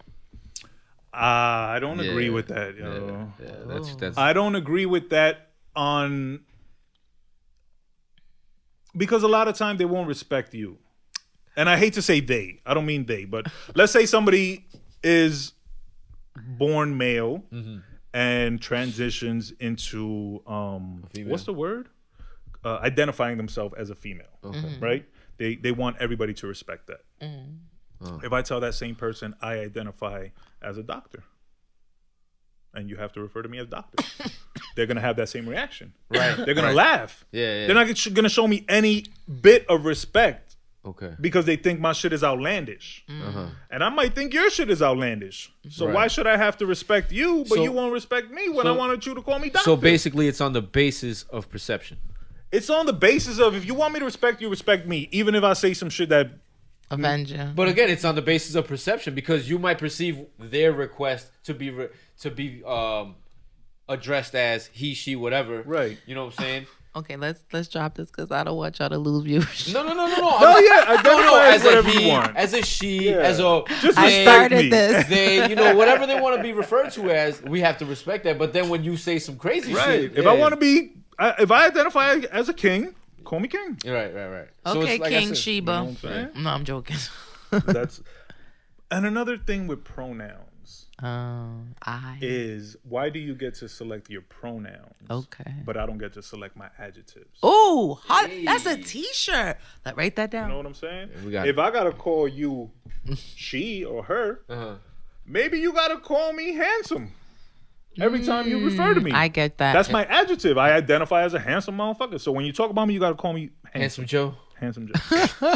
But they'll look at you and they'll be like, no, you're just being an asshole. You're just trying to be funny. That's funny. Maybe your shit is funny to me. Anyway, shout out to them. Shout out. Yo, feel however you want. Stop worrying about what other people are doing, y'all. That's what it is. That's does exactly matter? What it is. But again, it's like you said earlier. It's about attention. Yeah, but I'm an attention seeker, though. I will say that.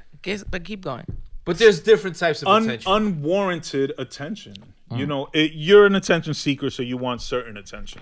I just want to be loved, and I feel like I bring a lot to the table, and I need to stop dating. This is therapy for me because it's Sunday.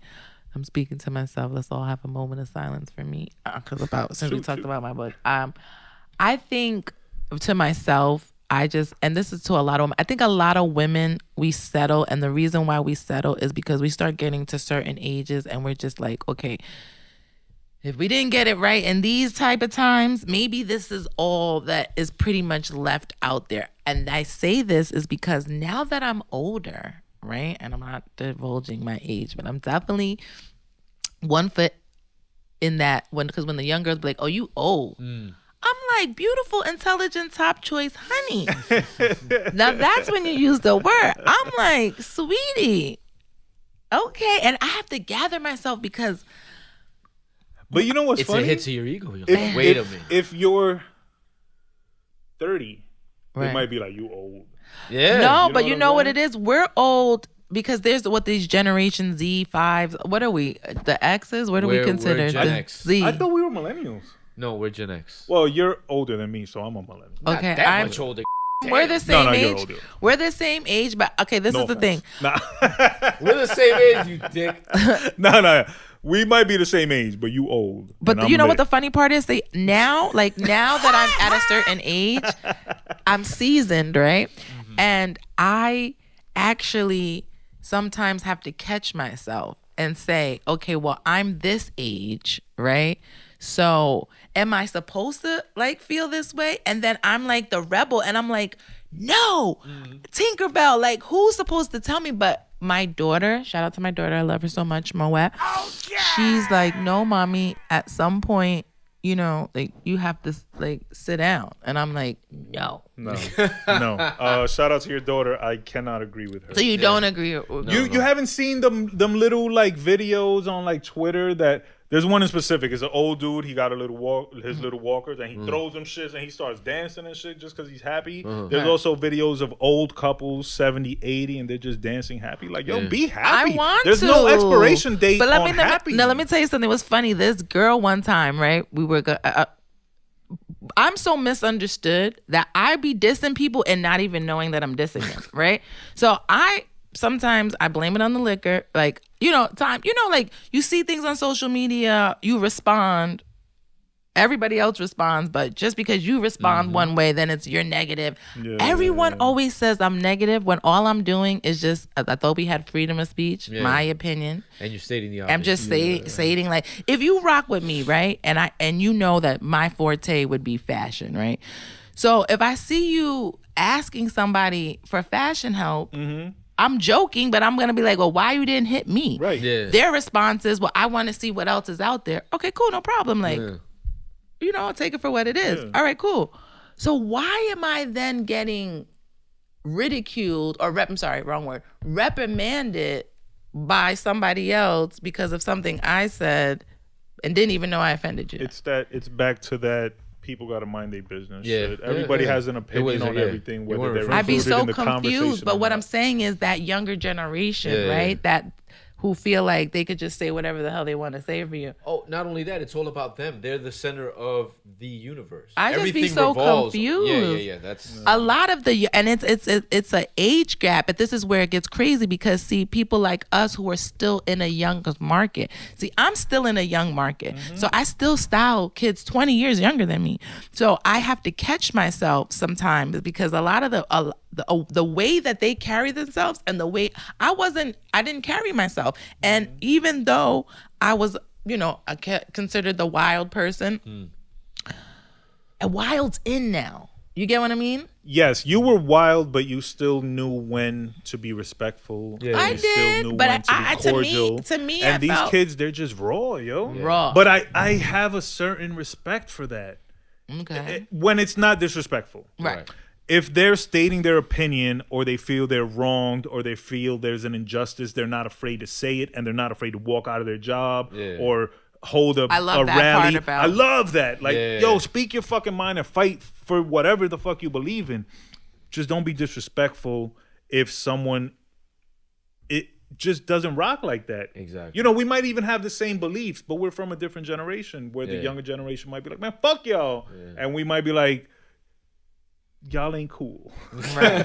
it's the same message, just delivered a little differently. You know what I mean? Nah, yeah. I'm loving these notes about me. Like, absolutely. What else is somebody gonna ask? Absolutely. We got the books. We got Who's Styling Who, fashion styling. I asked you, who else was on your vision board besides Method Man? And shout out to my homegirl Cindy, from North Bergen High School, who was madly in love with Method Man when we were in high school. Shout out to Cindy. Hi, nice. Cindy. Who was on my vision board? It was Method Man. Shout out to Meth though, man, for having that run. He's a dope. He got a track with the brother Cortez. Shout out to the brother Cortez. Today is Sunday. You know I styled Cortez. Yeah. Cortez. We had him on the show. He should be battling Sue Surf right about now. Okay, so shout out to that. And of course, he's not wearing anything that I gave him. I'm very upset about that. Shout out to Sue Surf too, because it's Jersey and it is Jersey. Are you going to that battle? No, I think it's in Atlanta. Oh, okay. Yeah, I think it's in Atlanta, but it's going down right now. Damn, my shit! I got to get on caffeine to watch it. Okay, we'll watch it. We're ending my interview. What else? Shout out again and happy birthday to Anaya, Zamina Rose, Christopher Joseph. It's actually Christopher Jordan, but in my brain it's always going to be Christopher Joseph because Black should have named his son after The Last Dragon. Shout out to my homegirl Blondie who gave me a dope idea for The Last Dragon. My next son is actually The Laz, short into Laz. Right, you get it? Middle name Dragon. Gotcha. Shout out to him. Let's get into 10 as we wind down and wrap it up with my imaginary children. Let's get into 10 shots with VSOP. Real quick, 10 shots. I'm gonna ask you 10 real quick questions. You just answer them with minimal thought, and we'll circle back when we're done and discuss your answer. Is this like Family Feud? Boom. Yeah, something similar to that. All right, so here we go. 10 shots. Number 10. Better artist in your opinion, Drake or Kanye? Kanye. Okay. Another one. Better artist. Who do you prefer, Mary J or Lauryn Hill? Oh, Skip. I gotta come back to that one. All right. No. I don't think we've ever had somebody say Skip. Yeah. Okay, no, I'm sorry. You said Mary J. Blige or Lauryn Hill, yes. I love them both, but Mary brought me through. She did. Tough times. Like shout out to Mary and Lauren. But Lauryn Hill, she's a favorite because she knew my sister. Rest in peace to my sister Amy. So shout out to both of them. See, I'm torn. All right. It's a hard question. All right. We'll come back to it. Number 8.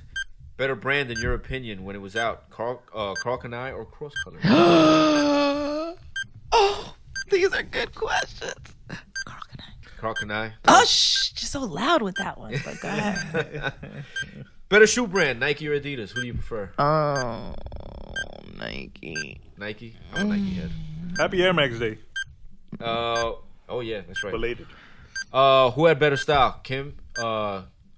Whatchamacallit? Lil Kim or Nicki Minaj? Who you think is a better style? Little Kim. Yeah. Okay. Yeah, I think she's an icon.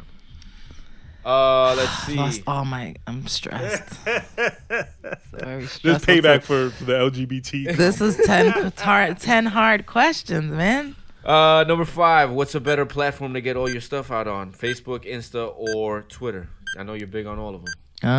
All of them, but I would go. I think Instagram.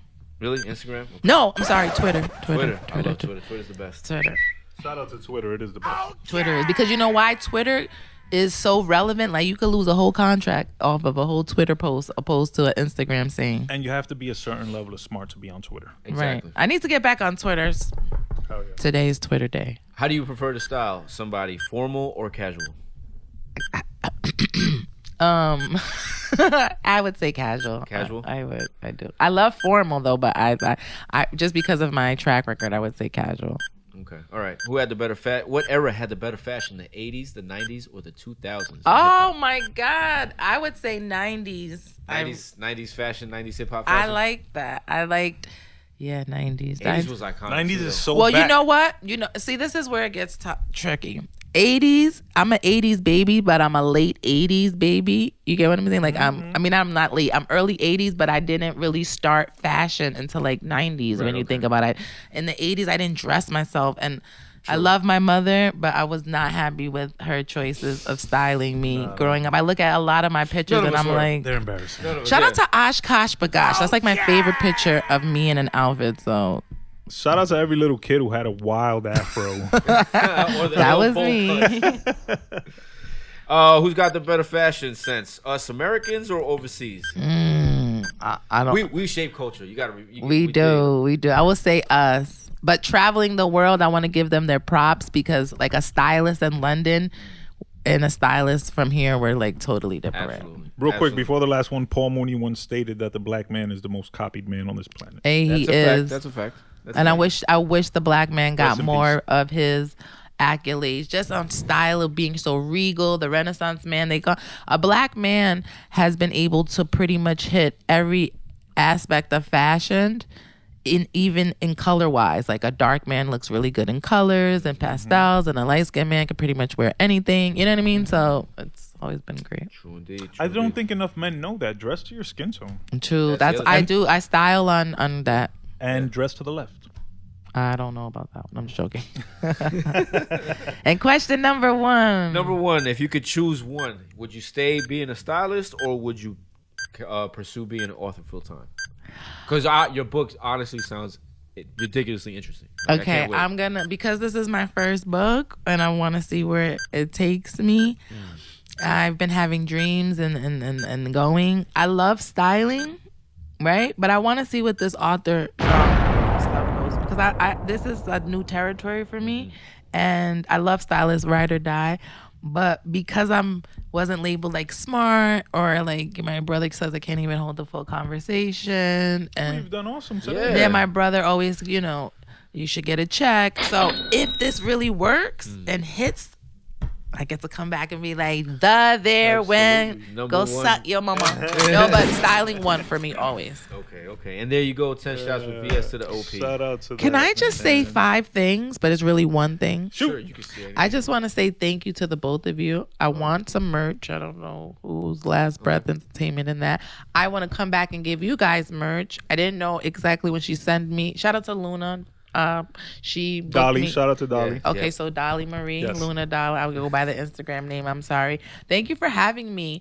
And then everybody that's on the live, like there's just so many people that are following me. I want to say awesome. Dope. Everybody everybody on the live that's watching me right now. Thank you. And to my mommy, I love you. Absolutely. Shout out to that. Yesterday was no, today is Mother's Day. Oh, in the UK. In the UK. Okay. So shout out to all the moms. Okay, shout out to all the UK moms. Do you have any shout outs you'd like to give? Yes. Yep. Shout out to my daughter who made me the teen mom that didn't get a show. My baby girl Moet. Follow her, Champagne Mo Beauty. She does all your hair and makeup needs. Nice. Shout out to everybody that supports Who's Styling Who. Follow me. That's Khaliah Clark. He spelled my name all the way wrong. It's Khaliah Clark. CLARK. Oh, I forgot the H. Yep, it's okay. He forgot a lot of things. And I'm but the it's spelling right. bee champ 1997. And look at that. I want to thank everybody who tuned in. Shout out to you guys for your podcast. This is super dope. Straight fuego. And thanks for having me. If I forgot anybody, please don't. I'm live, so I can't think. Please don't hold it against her. And please come back when the book drops. I want to get really in depth. I don't even. You know what's so crazy? Like a part of me wants to put it out, and then another part of me doesn't want to put it out because it's just I'm scared. Just a little bit, only because I just don't want to be judged. No, fuck that. Put it out. Nah, I'm joking. I do want to be judged. I want all the smoke. I'm ready for it all. I just wanted to always be like, off the fence. Absolutely. Can't wait to read it. And it's very short. I just want everybody to know. 80 pages, baby. I'm waiting to see if I want to add another 20 to make it a full 100, but it's such an easy read. It's just like, it's not just massive chapters. In the first 2 chapters, it's like, I really don't want to even give you these other 8, but because you didn't get it in 1 and 2, let me give y'all 8 more. Because it's not repetitive, but it's what I've learned about life. Like, you listening. This is something my mom taught me. Listen. If most people listened, the world would be a better place. And I don't listen. I'm a talker and a doer. Most people listen with the intent to answer.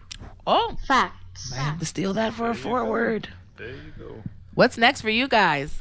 Next week we have the CEO of I Blame Society, which is another clothing line that we mess with. Oh, why do I blame society? They're a Jersey brand, right? No, they're from New York. Oh, really? Okay. That's I not wish I the remember the brother's name, but shout out to him. Shout out to my homegirl Veronica. She's working with them. I believe she's doing the marketing. Okay. We got that. I need we that got some product videos then. coming up. Yeah, absolutely. For sure.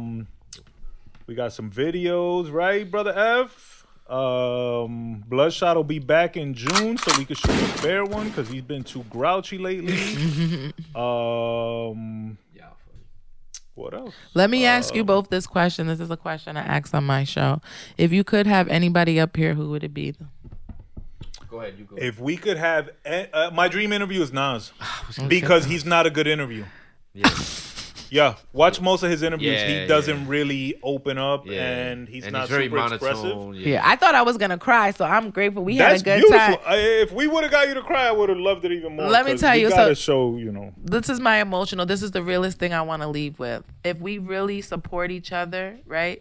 If people ask me, let's say you ask me this question, what would I want to be remembered by? I want to be remembered in this game as a woman, or just a person in general, who fought hard for brands, who fought hard for a place at a table, who fought hard for people to just support so that if I made it, we all made it. Absolutely. You get what I'm saying? Absolutely. So that's just really what I want to say. Like, let's just stop being corny and really just support each other. You are doing one of the most honorable things in that you are becoming, or have been, you have been the voice of the voiceless. In a market where a lot of people want to enter and maybe don't get the shine or the attention or the support or the love that they deserve, right? You've probably helped a lot of people achieve more than they might have ever dreamed of. So always remember that you're a trendsetter and a trailblazer. Facts. Big up to you. Yep. He bought the tears out, people. Thank you. Let me just tell you something, real talk. You have no idea. Every interview, I always feel like the last one is always, the next one is always better than the last one. But not to be biased, I love the realness of the show. I love that it wasn't just about me being the stylist. Once I mentioned about the book, that you took interest in that, because people don't really understand, like, as a stylist, I'd never want to become bitter, but the game is so evil that it will turn you into something that you don't want to be. And when you do it for so long, you have to have a transitional plan. You have to have what's next. And for me, I've been styling for 20 years. I have back problems behind it. You get to a point where, why am I fighting you to pay me a rate? You get what I'm saying? That I still bring more clothes than what you're giving me. Why? Something that bothered me that I talk a lot about, I watched everybody make money in the pandemic, and everybody that I styled for free or gave people free merch, it was a handful that actually cashed at me just $50. Like, you know what I'm saying? Yeah. People got 20 bands. Mm-hmm. You never worked a day in your job. Mm-hmm. But I gave you 20,000 worth of merch. You couldn't even come back to me like, here, Khaliah, $100. Mm-hmm. God bless you. You know what I'm saying? Thank you for always looking out. Mm-hmm. So things like that hurt me, because it's like, wow, we're so quick to go and run for these brands that don't give two shits about you. You'll be so quick to push it. And I saw that in the pandemic. I saw that everybody leveled up and they got their red bottoms and they went all to the designer brands. But what about the stylists that always funded y'all? You know what I mean? Because it's not only just me. It's a lot of other stylists that run ragged and we don't get no type of credit. So shout out to all of us. I think it's winning season for everybody. Absolutely. And I support everybody. Absolutely. Shout out to that. Very quickly, you didn't get to answer the question. If we could have one person up here, who would you select? I was going to say Nas. But what was your reason? Because I've always I want to talk to Nas. Like, I actually want to sit and talk to Nas. Because, like, the other thing that I was going to say when you were saying about coming here and, you know, it's not like we drill people here. We don't have a lot of people are intimidated by the notebooks. I love the notebook. That shows that you're an official journalist. I have a notebook. I never use it when I interview people, but the fact that you used it was very impressive. Honestly, I sometimes have to write things down because I'll forget them. You know, so I look down. I'm like, oh yeah, mention that. You know? Yeah, my mom always says, write it down. But for the most part, it's like I tell everybody, it's a conversation. You sit there, we sit here, and we talk. Okay. You know what I'm saying? And our interest was in Khaliah Clark, not in the stylist. Yeah. Not what you do. We're interested it's in the just person, what you do. Yeah, well, as a person, I am a crazy mess that is all over the place, but I love hard and I can't wait to be loved back. Yeah. And wild child is not a bad thing. Be a wild child, bro. Show your breast. No, I'm joking. I'll co-sign that statement. I'm joking. Right I only say that. Show your breast. That goes on a shirt. Show me your breasts. I say that because I had a titty fun. I always wanted my breast done, and I never got it done. That was the line that every man used to get with me. Like, oh, I got you, Khaliah. I'm going to get your breast done. Not one of them motherfuckers got me my breast done. Damn. So peace. I'm gonna get them myself. Somebody should have appreciated your breast. No, me and my cake writings are amazing, but I just think I might be in a different level if I would have got my body done. Sorry. I don't know. Let's end it on that. You're dope. Thank you. Absolutely. Shout out to that. Shout out to the brother VS. You got any sign-offs, my bro? You know, same as always. VS to the OP. You know, repping that LBE. You know. So you like Hennessy, huh? Huh? You drink that VS. That's part of the reason why I adopted that name. Oh my God, ladies, remember that's chapter 7. Do not drink the dark liquor. It's not sexy with Hennessy Brown. I'll be honest though, I haven't been on my Hennessy shit lately. My shit recently, it has been champagne. Yes, a mother of Moet's. I'm for champagne. I love champagne. Is my shit. High-end champagne. That even champagne better. drunkenness though is different. It's a different drink. It's fun though. It's like a fun drunk. Yeah, like I've experienced better times being drunk on champagne. It's probably because I'm old. So we gotta call you VSOP Bubbly. I'll run with it. At the real VSOP Bubbly on Twitter. Follow him. I'm gonna get him a shirt made. Nah, man. Shout out to VSOP. Yes, shout out to the brother Bludshot. Happy birthday to the babies. Absolutely. Make sure you're following at Khaliah Clark. KHALIAH Clark. Make sure you're following at Who's Styling Who. Yeah. Make sure you're following the Gahhd Cast, the brother Bludshot, at EPNR711, at Kwame_Joseph_. Excellent. Shout out to all the people checking in on Apple Podcasts. Shout out to everybody checking in on Spotify. Shout out to everybody checking in on Google Play. We're gonna fade out with the love song of the week. Quick story: I ain't have no weed last night. I couldn't sleep, so I'm up watching my YouTube shit. I got the dopest playlist on YouTube. Fuck with me, follow them if you want to see them. And there's this video. Somebody chopped up Grey's Anatomy, the doctor and his girl. I don't know their names.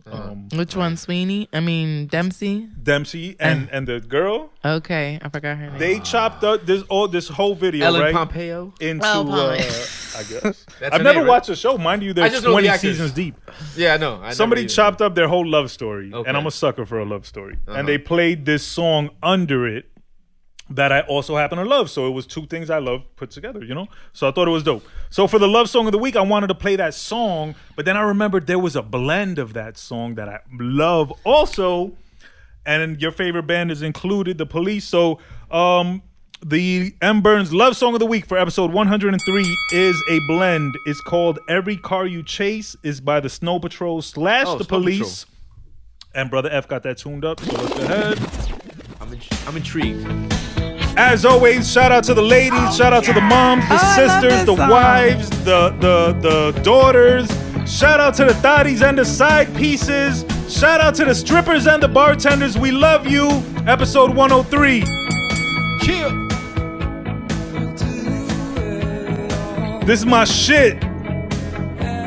Oh yeah, okay. And this is my music. This is a dope little blend. Okay. Oh, this is crazy. I'm a sucker for a blend, bro. Shout out to the police. For sure. Not the police. Not the police department. Shout out to the band, the police. Shout out to Snow Patrol. Shout out to Snow Allegra.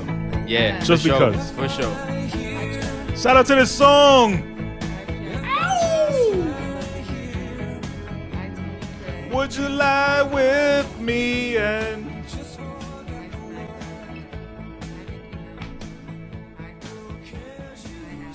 Oh, that's dope. Oh. Shout out to Sting. Oh shit, they got that off. Shout out to me for finding the dope shit. I'm out.